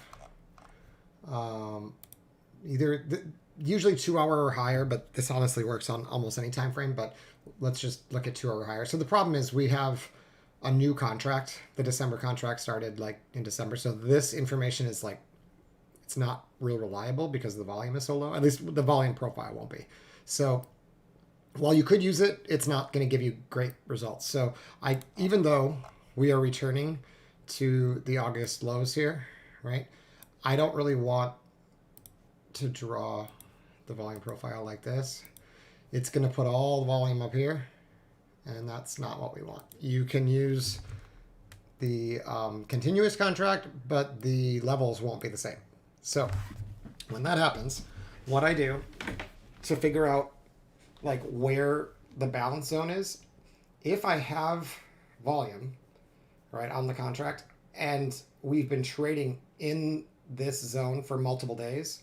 So for instance, if we were here on Wednesday the 13th, right, before the open there, I would look back and I'd say, okay, I've got data since this or so Friday, and then maybe starting on Sunday, and this is all in this general area. So I might grab it from this low and go to where we are currently. And I would see that this is the value area of that fixed range. So to be bullish, we have to trap shorts down here and then get back into that range. And then we can sweep through it to the top of that range. And then if we can develop volume above this, it could act as support for a move higher. But if we give it up here, it's probably bearish. And then this becomes resistance, right? And you can do that anywhere. And then here, if you continued to the right, and you'd want to know, well, where is my line in the sand if it was Friday the 15th? Based on volume, that's right around that Buddha range level. You can see they bounced off of it, lifted, gave it up, never came back to it, right? And then this level continued to be tested here, so you could probably stretch this out till Wednesday the 20th. And if it was that day, you'd say, well, I'm definitely bearish unless we can break back in here and put some volume up there, and then maybe we can sweep through it with a stop at the PFC most likely. But as you can see, we did not, and instead we left the area, right? So now at this point, this is not going to be all that helpful. It's just too far away for a single day's move. But we have no real balance range. I mean, we had one here. So this one, this is the lift started like overnight, or you could do the volume low right here, because here's the spike in volume. So this little bit is actually divergent. So you could grab that to the Wednesday open right here, and you could use that zone, right? And you could say, well, if we lose this and it acts as resistance intraday, I don't want to be bullish, right? And to be bullish, we really need to establish volume up here, which clearly didn't happen. Leave the area. It's no longer useful for the moment. So we go lower. You can see this one had a ton of volume on Wednesday the 20th. And then this one was divergent, right? Had less volume even though we went lower. And so starting there, where the divergence started, which was after the big volume. So here to wherever you were trading, let's say today, right here. And you can say, okay, based on this divergent low and this consolidation zone, which looks a whole lot like some sort of a bear flag, but let's just say you had no bias about it, and you were looking at this, and you say, well, what would make me expect lower? Well, the first thing is if the POC or the volume area low of that zone acts as resistance, it's bearish. To be bullish, it first of all needs to establish inside of that value area. It probably needs to use this as support, and then it can expect one of these sweeps to the or near the high. But if it rejects and goes back into it, it's definitely going to sweep all the way back through it. So what we really need to be bullish is actually get above this 14,990 area. Until then, it's balanced or bearish. And you can see here this profile, even though it's not a day profile or a week profile, it's just the fixed profile based on this time period where they spent a lot of time in here. If you look at the shape of it, it left these, what are basically, they're not single prints, but they're like volume single prints, right? Like a low volume node. And we never got back to it, which is super bearish because usually they want to fill those and it couldn't. So once it gets bullish again, this is going to be a good target. But for the time being, it's just bearish because we left that behind and went lower and then came back up and couldn't even retrace into there. So if we couldn't, you can think of it almost like a gap. And if we can't fill a gap, there's obviously too much pressure to get there. So then you look at this profile and you look for any anomalies and you can see that there's pretty stable tapering here. There's really not any huge anomalies other than maybe the value area low. And then up here, the only anomaly is really this. So this looks like a completed profile. There's really no reason to think that it needs to like fill in anywhere. I'm not worried about this because it's inside of the value area. I know it's not perfectly normal, but it doesn't have to be perfect. So my guess this morning was it's probably bearish. And if it's going to get really bearish, I'm going to need to see some volume. I'm going to need to take out these lows. And the fact that we have a higher low here is actually, people would think it's bullish after a divergent low. But generally, if you get this higher low, what you usually see when it's bullish is they sweep this one. They get under it, they find support, and they rip back through. So if I was going to be shorting today, I would like to be taking profits here. And then if I'm able to hold longer, great. But I want to be paid with my risk off here. And I don't want to be selling for the first time if I haven't cleared this zone first and seen some of this act as resistance. Because sometimes they sweep under it, find no sellers, and just rip right back up. We've all seen it happen, right? So that was my first thought, is that I don't really want to be long, but my target is not that far. So I can probably find some scalps, but let's see what they do when they get to that low. So within, let me go now to the 30-minute. So within the first hour, this is Eastern time. So the open is here, right? So when we opened, we had not yet tested these, but you can see that they clearly rejected the value area low and the VPOC of that fixed volume profile. There was no reason to be buyer, unless you thought that this high or low looked really impressive, but it's overnight, it's low volume, and like I said, they're so close together, and this one had so much volume, so much buying, that they really do like to come and sweep these. So right away they do that. Very first 30 minutes they sweep. You don't want to be a breakout seller right there. Don't do it. Because they usually, if you are going to do it, you need more volume, which they had here, but you need big volume here, and you need a target that's reasonable a lot lower. And I don't really have any reason to think that there was an immediate target a lot lower.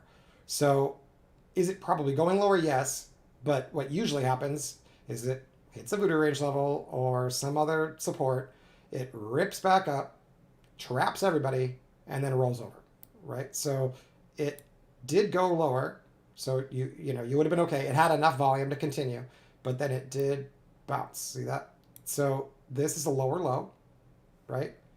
With more volume. Yeah, so that's bearish. Now I can take this zone and stretch it and see that the value area low is still way below us. There's no reason to target any higher than that if you're going to be buying. If you have a reason to buy down here, you got to be getting out before that. This voodoo range level seems to be pretty consistent. It was negotiated over here, negotiated here. Buyers tried to hold it. Sellers took it from them. So it would make sense to come back up and reject out of it. But that would have to be your target, basically, if you were buying. Otherwise, you need to get above this, and then your next target is this zone here. But again, look at all these resistance that you have to get over, right? And last time they did that, they couldn't even reach the value area high or voodoo range level. It just rolled over overnight. Not bullish. So you can see all the volume is decreasing. There was low volume at the end of the day here too, so that was bearish. No, and then just little like dojis that didn't really look very powerful, and they can't even get to this voodoo range level. They just roll it, right? And they trap some shorts down here at the low. And once again, they can't get anywhere. This high, first of all, needs to break to have anybody who shorted up here even think about covering. And there's just no buy pressure whatsoever, right? So again, we can stretch this, but the volume really hasn't changed. It's not going to move much. All this volume is relatively low compared to what we've seen at recent lows, right? This was a lower low, had decent volume. This is now a lower low, shit volume, right? So again, it's technically divergent, right? So if we wanted to, we could start a new fixed volume profile because we've clearly rejected that one. And we could say, this was a bigger volume, lower low. Here's the next volume, lower low. That one was divergent. So that starts here. We don't have very much, price action, but that is currently the value area of this consolidation. Yeah, that's all we got. So to get back here, we need to find buyers or trap sellers under here and sweep back through it and then establish volume up here and take these guys out and then probably come back, test, and lift. Could it happen? Totally. It's a divergent low. It could happen. But what we'd usually expect is some sort of like big, like capitulation, right? I don't really see anything that looks like buyers giving up here. The whole way, it's like they're just buying lower lows and getting trapped. Buying, getting trapped. Buying, getting trapped. Kind of buying. And then we'll see if they get trapped again. So usually it's a pretty big wick on big volume. Kind of like this, but that doesn't close so close to the low. We won't be able to see it because we don't have the old contract. But here, let me just see if this one looked like. Like this does not look bullish, right? It's big volume closing into the low. My guess would be that's not going to break. Yeah. And then divergent low. Okay, now we might retrace. And they do. What do? They trap them right above the high and flush them, right? That's just the way futures work. So what should we expect here? Should we be shorting? No, because it's a divergent low. You're in the hole, right? It's bearish. It's too late to short, or too low to short. So if you have a target that's a lot lower, which, like I said, you might, what you want is to see one of these highs swept, and then sellers coming in with big volume, just like this, right? Where the big volume seller gets trapped or stuffed here, and then the result is no buyers, right? There's just zero volume on the buy side, and then they get increasing volume on the way down. Any retrace can be sold now, as long as you can put your stop here, right? That's how I'm usually thinking about things in general when it comes to continuation. So big volume here, little volume down here. Where are we probably going to retrace to? Probably this voodoo range here, right? Where we had all the volume. where is the seller going to show up again? Either up here, or up here, or up here. So they could literally rip it up and then just roll it over and get another bigger drop. Or maybe they start building up, and if they find buyers down here, especially if they put a wick under this and then lift it, now I'd be looking to be along. But at this point, this is just a retracement in a bear trend. It just happens to have an intraday divergent low, but big picture, this is not divergent. Look, bigger low. It's just this little low, right? And you could say that like they're holding this voodoo range level, and that's true. So could it be the low? Could be. But I'm not going to participate at the low here with 0 higher lows, one time framing down the whole way. The only way I'm going to do that is on an intraday basis with location and a target of about 10 to 20 points. I'm definitely not going to be swinging long pretty much anything. And it means I could miss the low because maybe they won't have capitulation. Doesn't always happen. But what I expect is probably some sort of a bear flag or else a little trap up here that rolls over. That's my thought. So anyway, that's what I was looking at this morning. And then as far as what I did, I was using this strategy. So let me just erase the lines real quick. And I know it's really busy, but just you can kind of ignore all that and just look at the blue lights. So I missed a trade in the morning early. Was not confident enough to take it short. So this triggered short early. Why though? It doesn't. I'm not sure what happened here. It maybe when I reloaded, it changed the signals a little bit. But I remember seeing this and I skipped it. So at the time, I must have gotten a blue. Whenever you reload, like if I reload this, it could technically, it's going to reload it. So it's going to recalculate where the data is. This is going to happen when it's live and it comes up live, right? So it's not always going to line up after recalculating. But at that time, there was a signal here. And in this case, I've recalculated and it's not there anymore. Which doesn't happen very often, but it can. So I skipped that one. It was 10 minutes into the day. It made sense. It was an apex trap. So this was an apex. We got over it. The A is absorption. So we had a bunch of delta come in above that little apex. And they had no continuation. So once this printed, you can get short. The double green like this, where you have green down, attempt to retrace, and then green down again on a lower low or a trap, is actually really good short. And then these little zones are looking at locations where volume increased going the same direction. So the purple is volume is increasing, and there's a star here too to kind of demonstrate aggression, but volume is increasing as price is dropping, right? So we got under a low and got more volume. And the result is it's going to paint this purple. That zone is generally a pretty good place to look for a retest.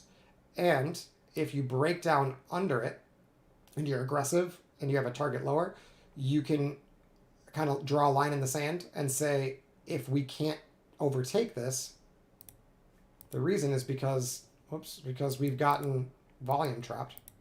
So this, you could trade over it, but if you can't establish volume above that, it's not bullish. Because if it was bullish, getting all this volume in at a new low or into the low is going to get trapped, right? So what happens when they come back to it? Acts as resistance. It's not going to be perfect, right? It's not going to be like to the tick, but that zone is going to be resistance. And until it's not, it's bearish, is the way to think about it. When it comes to these line and sand signals, it's telling me we've broken down under big increasing volume and it's bearish. So therefore, if we can't get over that, it's not bullish. So these long retests here, you can just ignore it if you're under this. Now, the system is going to still trigger because I don't have that signaled in because I want to see that that stops out. Which is confusing, but it helps me to see that, like, yes, this came in. It told me don't be bullish. This, without that, I would have gotten long and lost. So I'm right. It's probably bearish. But if you want it to not do that, it doesn't have to. I just like having all the information in front of me. Otherwise, you can just hide all that. Then the yellow here, what that is it's showing, I believe, once you've gotten under this big volume, the increasing volume, there is an attempt to go lower. If it does turn and gets bullish, usually what they're going to do is they're going to establish the support around this zone and attack the big volume, which is actually trap buyers. So if purple and yellow are far apart, you can trade between them. Let me see if I can find a balance area where that happens. So purple, yellow, right? If yellow acts as resistance, it's bearish. You can't even reach the purple. If you can get in between them, you can bounce back and forth. Let me see if I can find that. Here we go. So purple, right? Get under it, print yellow, because this is the area they're going to have to establish. If buyers are going to take it, they get more volume into the low. You get another purple, and they lift. Where are they going to go? So you see you get the long, right? If you want to be bullish here, you can buy. Where are you targeting? Back to the yellow and back to the purple. Now, if they can establish above that, it can get bullish.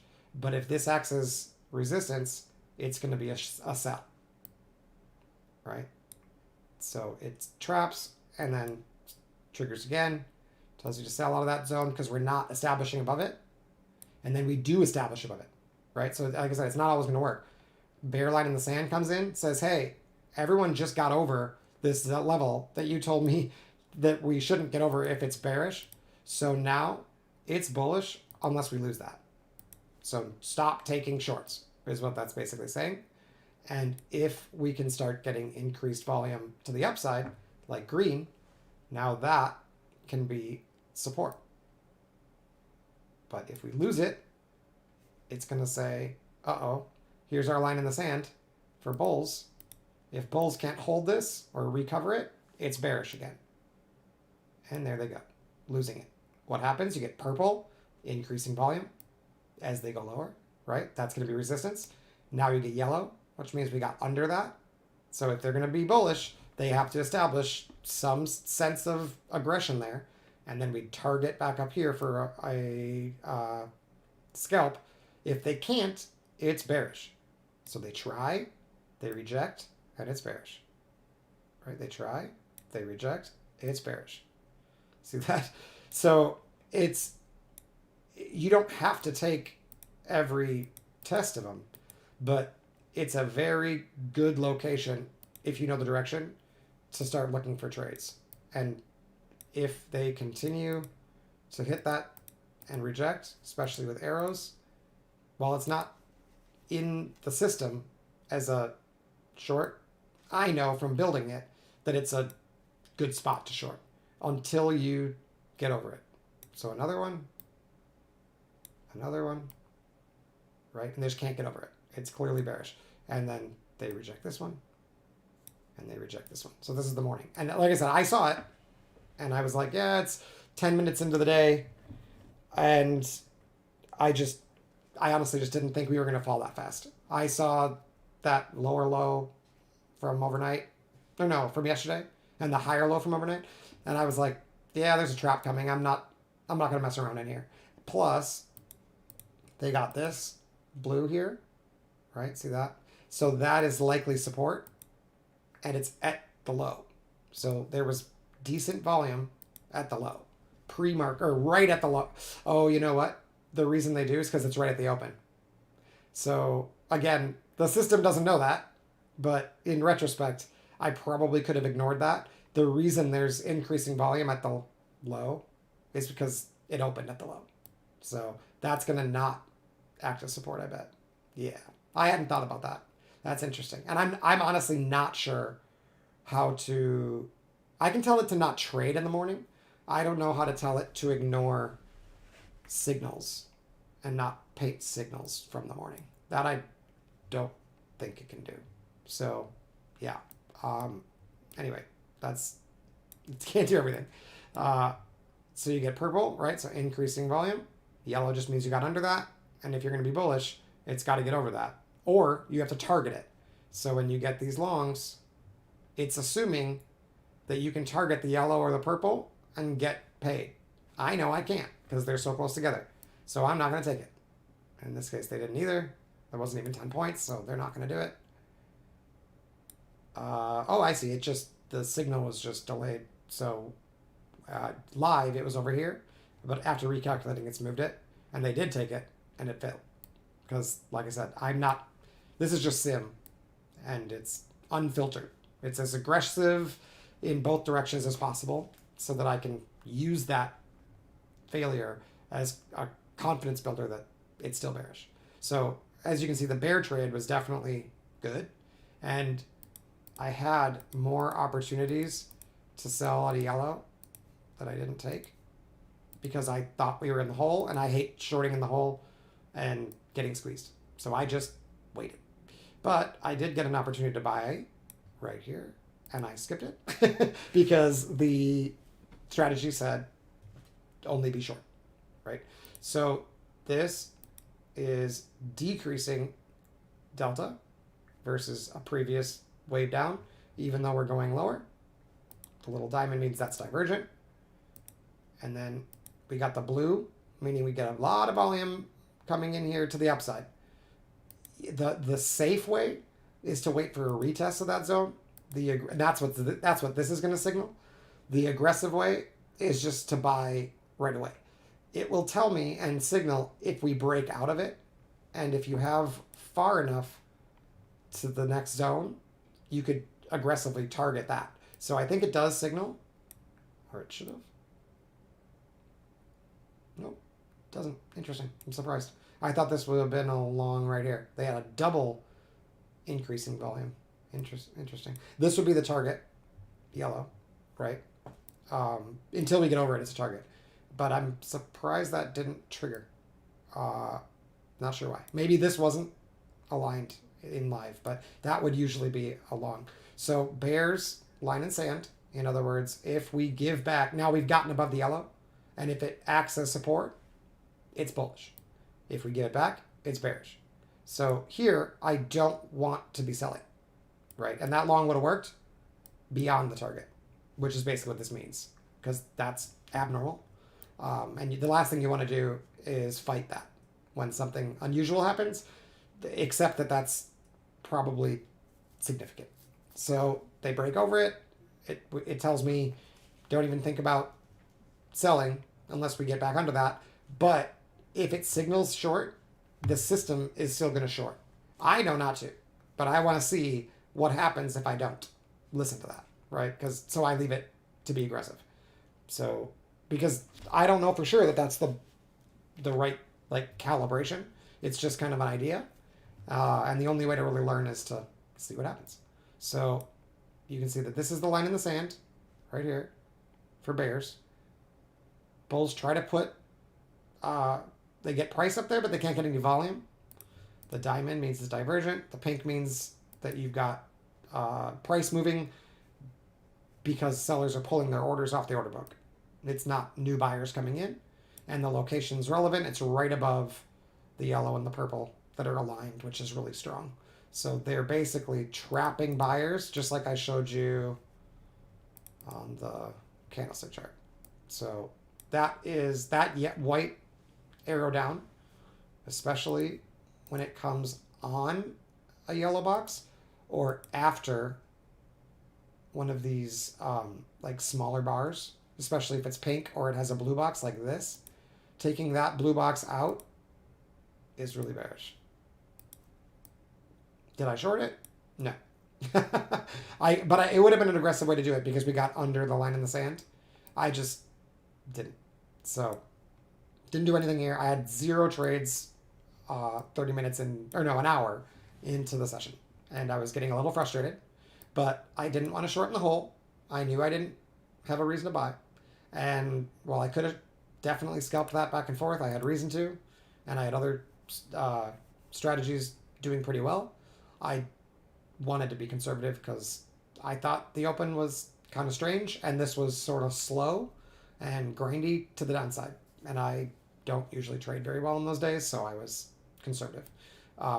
Plus, I was a little distracted, like looking at other strategies, and probably would have done better had I just picked one at this point, but that's something I'm still working on.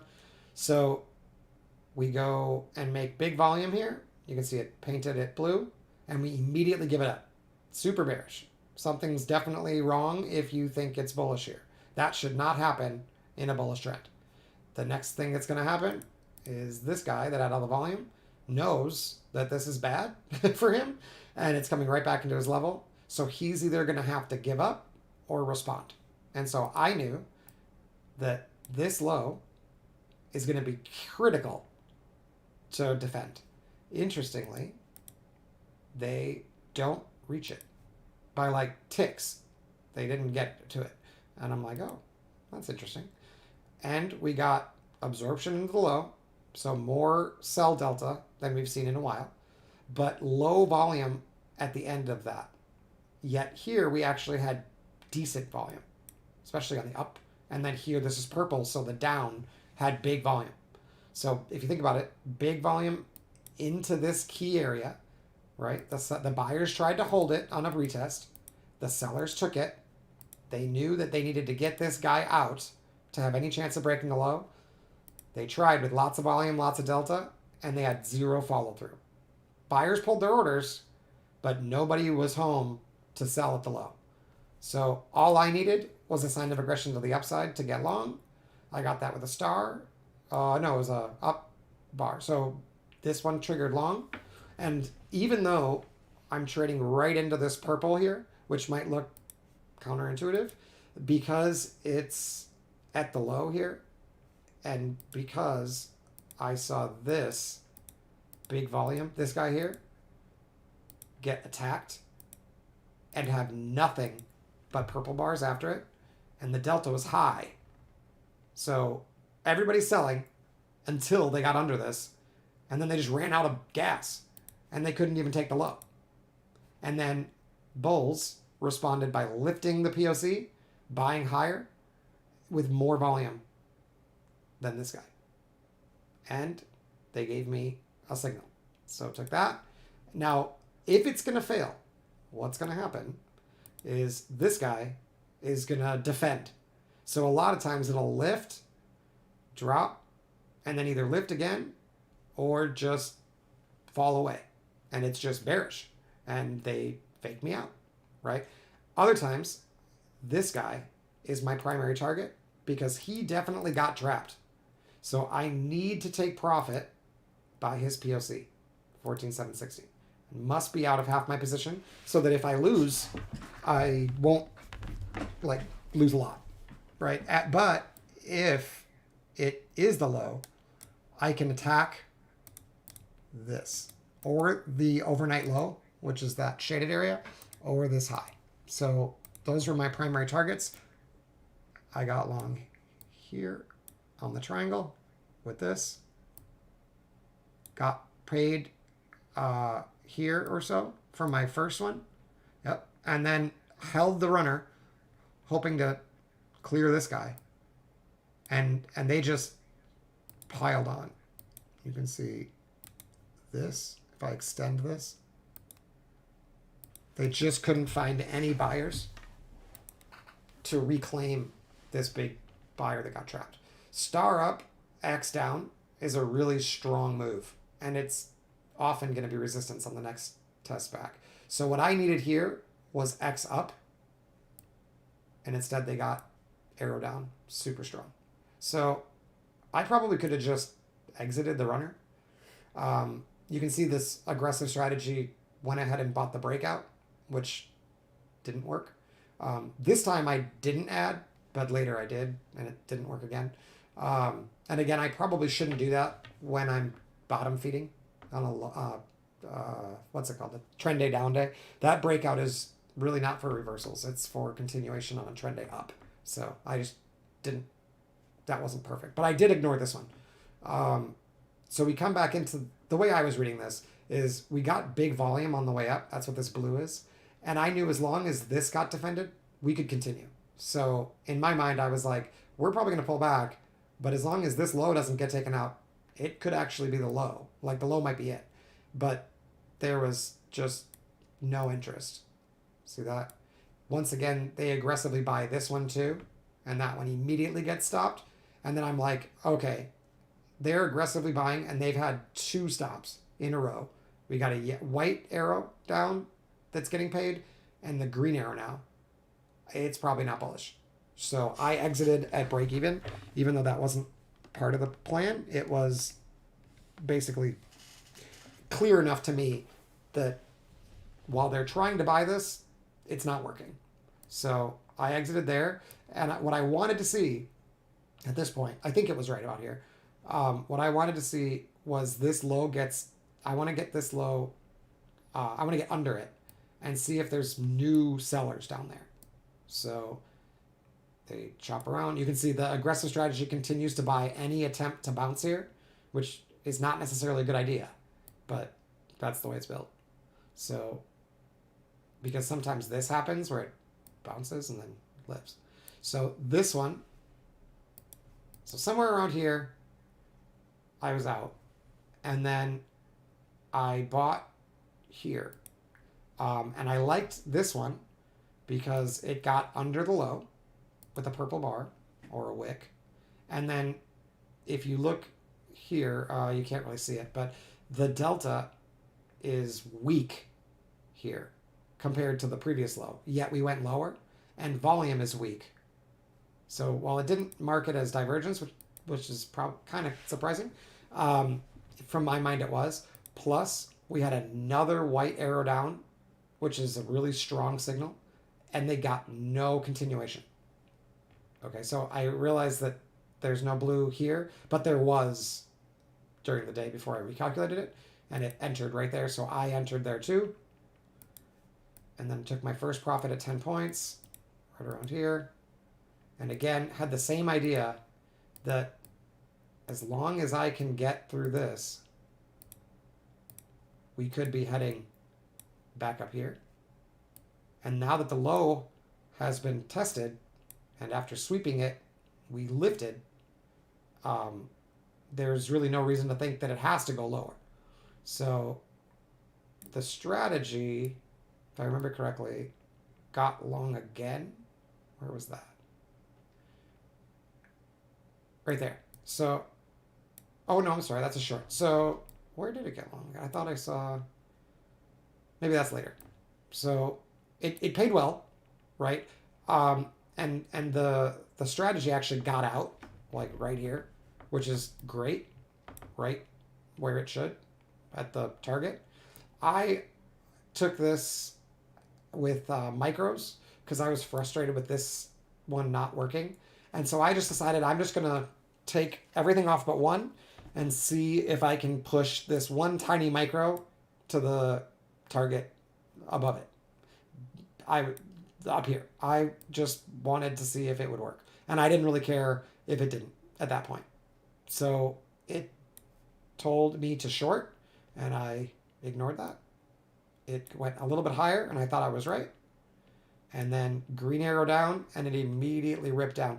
This white here means we've gotten over a green one. So it's the inverse of the yellow. So if it's going to be bearish, this is going to be the location that they need to establish some resistance, which is exactly what happens. And probably should have gotten me out of my long. It told me to short, and I didn't get out. And it chugged around here for a while, which it often does. Gave another arrow down underneath the white, and not surprisingly, gave a bull's line in the sand, meaning if we can't reclaim that, it's bearish, and you might just want to exit your longs. And they get paid on the short that I didn't take. They try to save it, and it looked really impressive. I was like, look, bull line in the sand. We saved it. I'm right. the low's in. It gave another short here, or maybe it didn't, but it does now because it didn't take it. It would have. But once again, the location, you can't get any volume above it. They get above it and aggressively push, even if it didn't trigger there. I should have known that there was a reason why they were holding this, and it immediately flushed and stopped me. Oh, I see. They were already short. That's why they didn't take it. So immediately stops me out, and the runner. I got paid on the first 3 and left the runner to the low and got stopped out like right here where the short got paid. And then decided I was done for the day and couldn't stomach giving back like the $400 I made by trying to short the low, and was not going to buy this zone again, because if this would have worked, it would have been this retest right here. And when they can't get back over the big seller right here, it's done. Unless they want to go sweep the low and lift again. But they kind of already tried that move. So they get underneath it. You can see that the signal came for a long because they got big volume into the low and then an aggressive buyer, which is a pretty good strategy. I just wasn't paying attention at this point, if I remember correctly. And that one got paid. So that should definitely give you pause if you were looking for a short. Long shouldn't be winning if you are looking for a short. They put in volume right here. That absorption is a sign of volume, and then the blue is a sign of volume. And they give it up, which is not bullish. But then they hold the purple, so we get another entry long. And that probably stops. Yeah, it stops out. So, and that doesn't surprise me. They were aggressively acting like this was trend day up. And that's what this strategy is supposed to do. But I know that it's not. That, like, while it is acting as support, there are trapped buyers up here that's going to keep this from lifting. So it might chop around here, but best case scenario, it traps under here and then lifts. And they do try to buy that, but it doesn't work. And then they try again. And like I said, I have it set to be as aggressive as possible. That one stops as well. So you can see that following it blindly, you're only going to be right 54% of the time, let's say. And you're going to take quite a few trades, but you could lose. Yeah. I don't have it built that way. I have it built as an indicator to tell me I definitely don't want to be long here. And instead, I should do nothing or look for retests to short. And where would that be? It'd be in the purple zone or the yellow zone. So anything in there like this would be shortable. And that would be shortable. But I've got yellow beneath me. And see, this one aggressively bought this at the low and gets paid. That's what happens when you aggressively keep buying. And then bears, line in the sand is put in. It says you can't short if you go higher than this. And they do. So no more shorts. It'll keep shorting, but I know not to. And now it lives. Now our location of where all the sellers are, or no, sorry, the buyers were trapped, doesn't change. This is still resistance. Especially when they trap a couple up here. And then the purple will continue until there's a new purple. So you might as well assume that's still there even if it moves down. See, it disappears here. Oh, no, it doesn't. That's nice. Thought it does. But we got a new purple. So heavy selling into the low. Another way to look at this, if you get a low with a lot of volume, but not a lot of delta, we can mark the delta. Low. And then if they get a bigger delta to the downside, more negative, which is that orange bar with the arrow where it says divergent sell, which I wouldn't do. That's just a different indicator I can probably turn off. If we can beat that, which we do right here, got to get the yellow line, POC above it, right? That, from my point of view, is a beat. And now that zone where that big delta was, the orange bar to the low, well, to his low, the low that he produced, is now buyable. So if it pulls back You can see that the line in the sand is right here for bears. They needed to hold this for the same reason, and they didn't. So now if we come back and we bounce in this area, it's buyable on a short time frame. I know on the higher time frame, it's probably not going to go anywhere. But if it comes back in here and bounces, I could definitely get 10 to 30 points. I'm probably not going to get 100. And the exact opposite strategy works in the other direction. So here is the high with low delta, right? That one might actually not work because there's not a lot of buyers here. This one might. High delta, or no, sorry, low delta at the high. So this is the high. This is our relatively low delta. You can see the pink bar had more delta than that. So get under the pink bar and his established high, and then that area can act as a retest. So they beat the pink bar here. They lift, and see how the VPOC can't get above this on a bull bar? So they resist it. So that's a short. And then you can do it over here. So here's a high. The delta is very weak. You can draw a line there and find a delta that's bigger than that. Right here, this arrow. Draw a line or a box from this. I already did this one, but to here, the high that it produced. That needs to get beat, and then it needs to hold without a VPOC above it on a bull bar that's not pink. Right there would be a short. Right there would be a short. And so on both sides, it's a very conservative way to decide where the reversal should be. I'm in the process of building that. Here. So it's not perfect yet, but you can see it tells me to short this for the same reason. And that's a breakdown. That's something a little different. It'd be this one. But you can just ignore these. That's a trend following signal that is just on the same page. This right here, short. So that's pretty cool. And then that's a breakout. Yeah, so that'll generally not be something you want to do at a low like this. But if you're on a trend day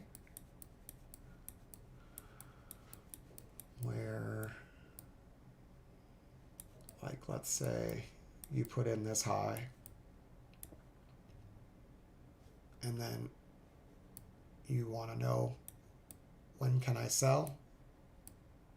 Well, I can look down here for bear breakdown. And as long as that high holds, we're going to ignore this one because it's bearish. So the bull breakout is going to be a shit trade in a bearish environment. But this one should work. Ta-da! And then hidden bear divergence, that'll work. If it's bearish, bear breakdown, that'll probably work too. Okay, it goes right into the low. And then stops the runner. But see, now it's not really trending. It's like, but you wouldn't know that. So if you thought it was continuing to trend, you could technically take it. Bull breakout, if it's bullish, that will lift and take out a high. It does not. It's bearish or neutral. See, bull breakout immediately beat. If you thought it was bullish, you are wrong. You want to be looking for bear trades when that happens. That's why I have it on here. So there it is. That's the better trade, more conservative, sell, get paid. So I don't know if I made that clear, but so here, like bull breakout, if I thought, oh, maybe it's bullish here, and this works, which it does, and then it pulled back and gave me hidden bull divergence, that's probably a good time to take that trade. But if I'm getting bull breakouts getting completely annihilated, then bullish divergence isn't going to be meaningful, because hidden divergence really only works when you're with the trend, or sometimes if it's balanced, but you have to be really moving a lot. So to help me know which hidden divergence to take, I have a simple breakout trend following system just running on the same exact chart. So I don't have to flip back and forth. I can just look at it and be like, okay, did the bull breakout work? Yes. All right, I can take a bull hidden divergence. And like I can go, 30 days back. I don't know how far this is. July 30th. And we'll see the same basic thing. So here, bull breakout, right? It's not going to show any trades because this is a long time ago. But so the question is does it work? Yes. Right? You don't have to take it if you didn't know if it was bullish, but it worked. So now, do I want to take the bull divergence? Yes. Generally, yes. See? And then, do I want to take the bear divergence? No, usually not. Unless I can get a bear divergence to work or a bear breakout to work or a bull breakout to fail.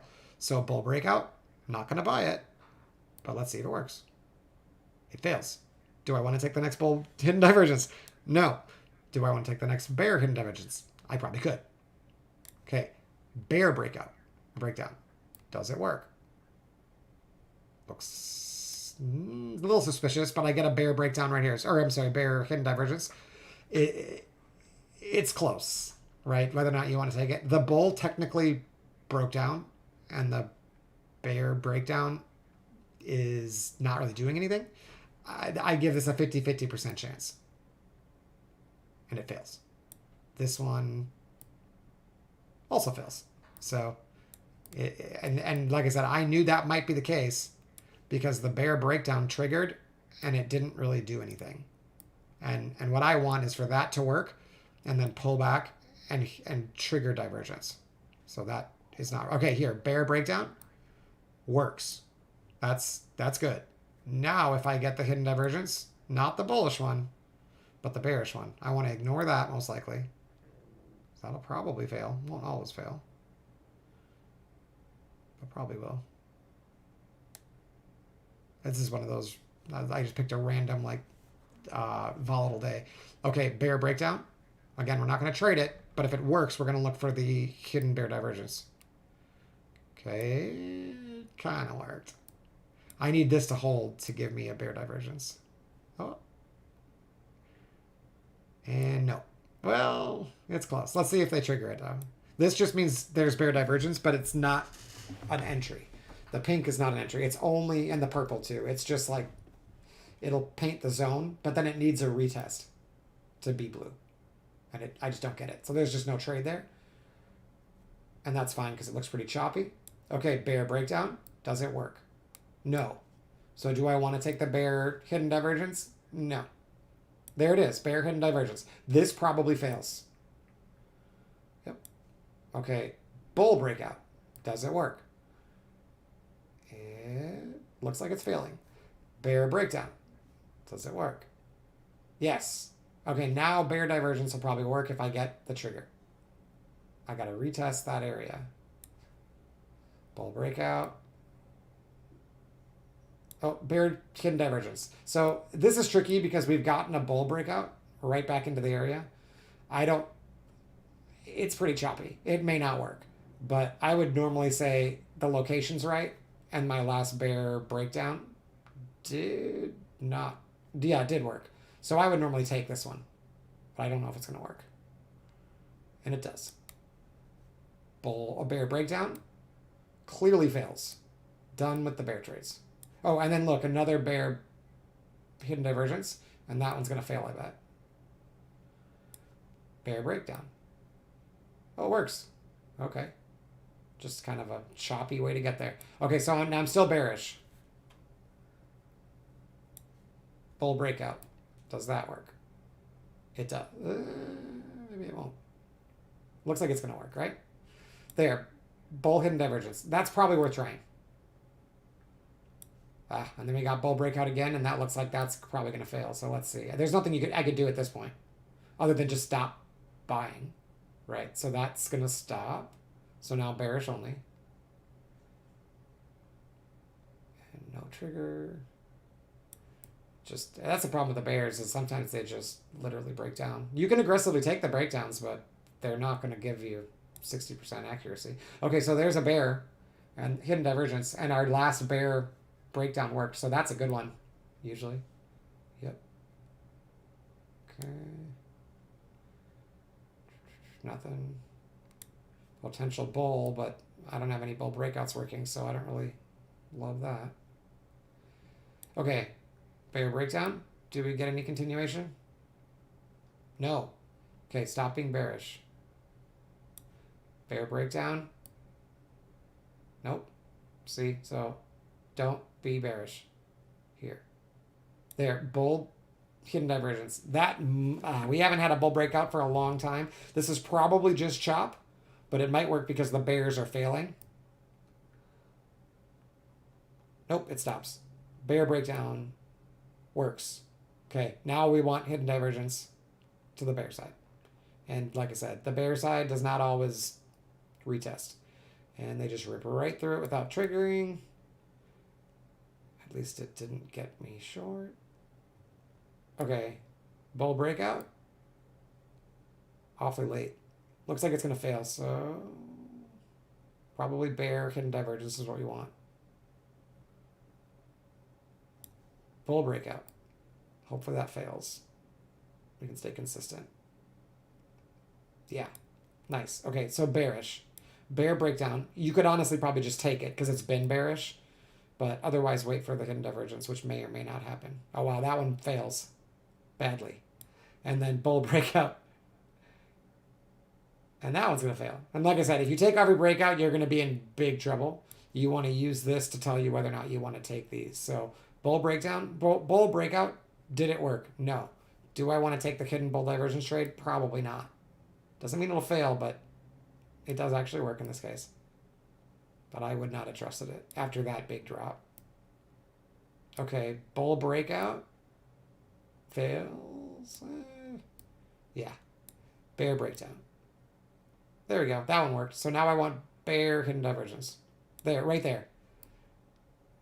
Boom. Bear breakdown. Working. Stay bearish. Oh, and then that is about to get taken back. Bull breakout. Oh, failed. Bearish. Wait, maybe not. Ooh, this is tough. Did this work? No. I'd probably skip it. This is saying bullish. They're probably right, but it's pretty dangerous. Bull breakout. Looks just choppy as hell, but it is working. Bull breakout. I need divergence to be confident. Oh, wow, look at that. Just so choppy. Okay, now we're into August. You can see it does not trigger that often. Okay, clearly bearish. I'm looking for this to turn blue, and they're probably not going to do it because they're not retesting. Okay, bull breakout. Working. Bull blue here is what I want without losing that low. They just missed it. That was close too. Damn. Okay. Hidden bear divergence. I probably don't want to take it. This is a good example where it's clearly bullish, and so I want to ignore hidden bear divergence. Sometimes it'll work, but normally it's pretty dangerous, and that one works. But hopefully you get the idea that like being more conservative can help. Okay, so that is bear, and it's working. Bear, working. It's just not retesting to give me a conservative entry. Bear, working. No conservative entries. Bear, yeah, you'd have to just buy the, or sell the breakdowns. Okay, here's a bear that fails. Let's see if we can get a bullish hidden divergence, which would be up here, being blue. Nope, took out the low. No buying. Oh, bear breakout. Failing. There. So bull breakout. That has to work. Nope. Nothing to do. Bearish again. Bear breakdown. Failed. Now we need bull hidden divergence for the conservative entry. Top one. And they just don't give it a big enough retest. Nothing. Okay, bear. is working, kind of. Bear again. No retest. See that? That's too bad. Just doesn't trigger very... There, bear retest. There we go. Okay, bear. Clearly not working. So don't take the bear anymore. Bull breakout working. We want a bull hidden divergence. It needs to bounce. There it is. Right there. And there we go. Got a little something. Not much. Okay, bear breakdown. Working. Bear breakdown. Working. Bear breakdown. Oh, this was a hidden divergence right here. So that one was bearish. I missed that. But there we go. There's another one. So now they're triggering a little more. Ooh, that one was good. Well, you get the idea. So that's just another example of something I'm working on. It's not anywhere near done. But the idea is when the breakouts work, your retests in that direction have a higher chance of working. This info is taking every one of them. So if I actually followed those rules, I would do better than this most likely. But it's actually positive just taking every single one too. But that's taking all the breakouts also, which are pretty aggressive. But there are definitely days where like the direction and you just need a reason to get in. That's a great time to just follow it aggressively. All right, so that's 2 hours. I am tired of talking. So that's all I got. If you want to get a hold of me, this is my contact info. If you want to learn more about the trading room and the algo and the bot and all that stuff, talk to my coach Simon. TradeLetterOnWordPerform@gmail.com.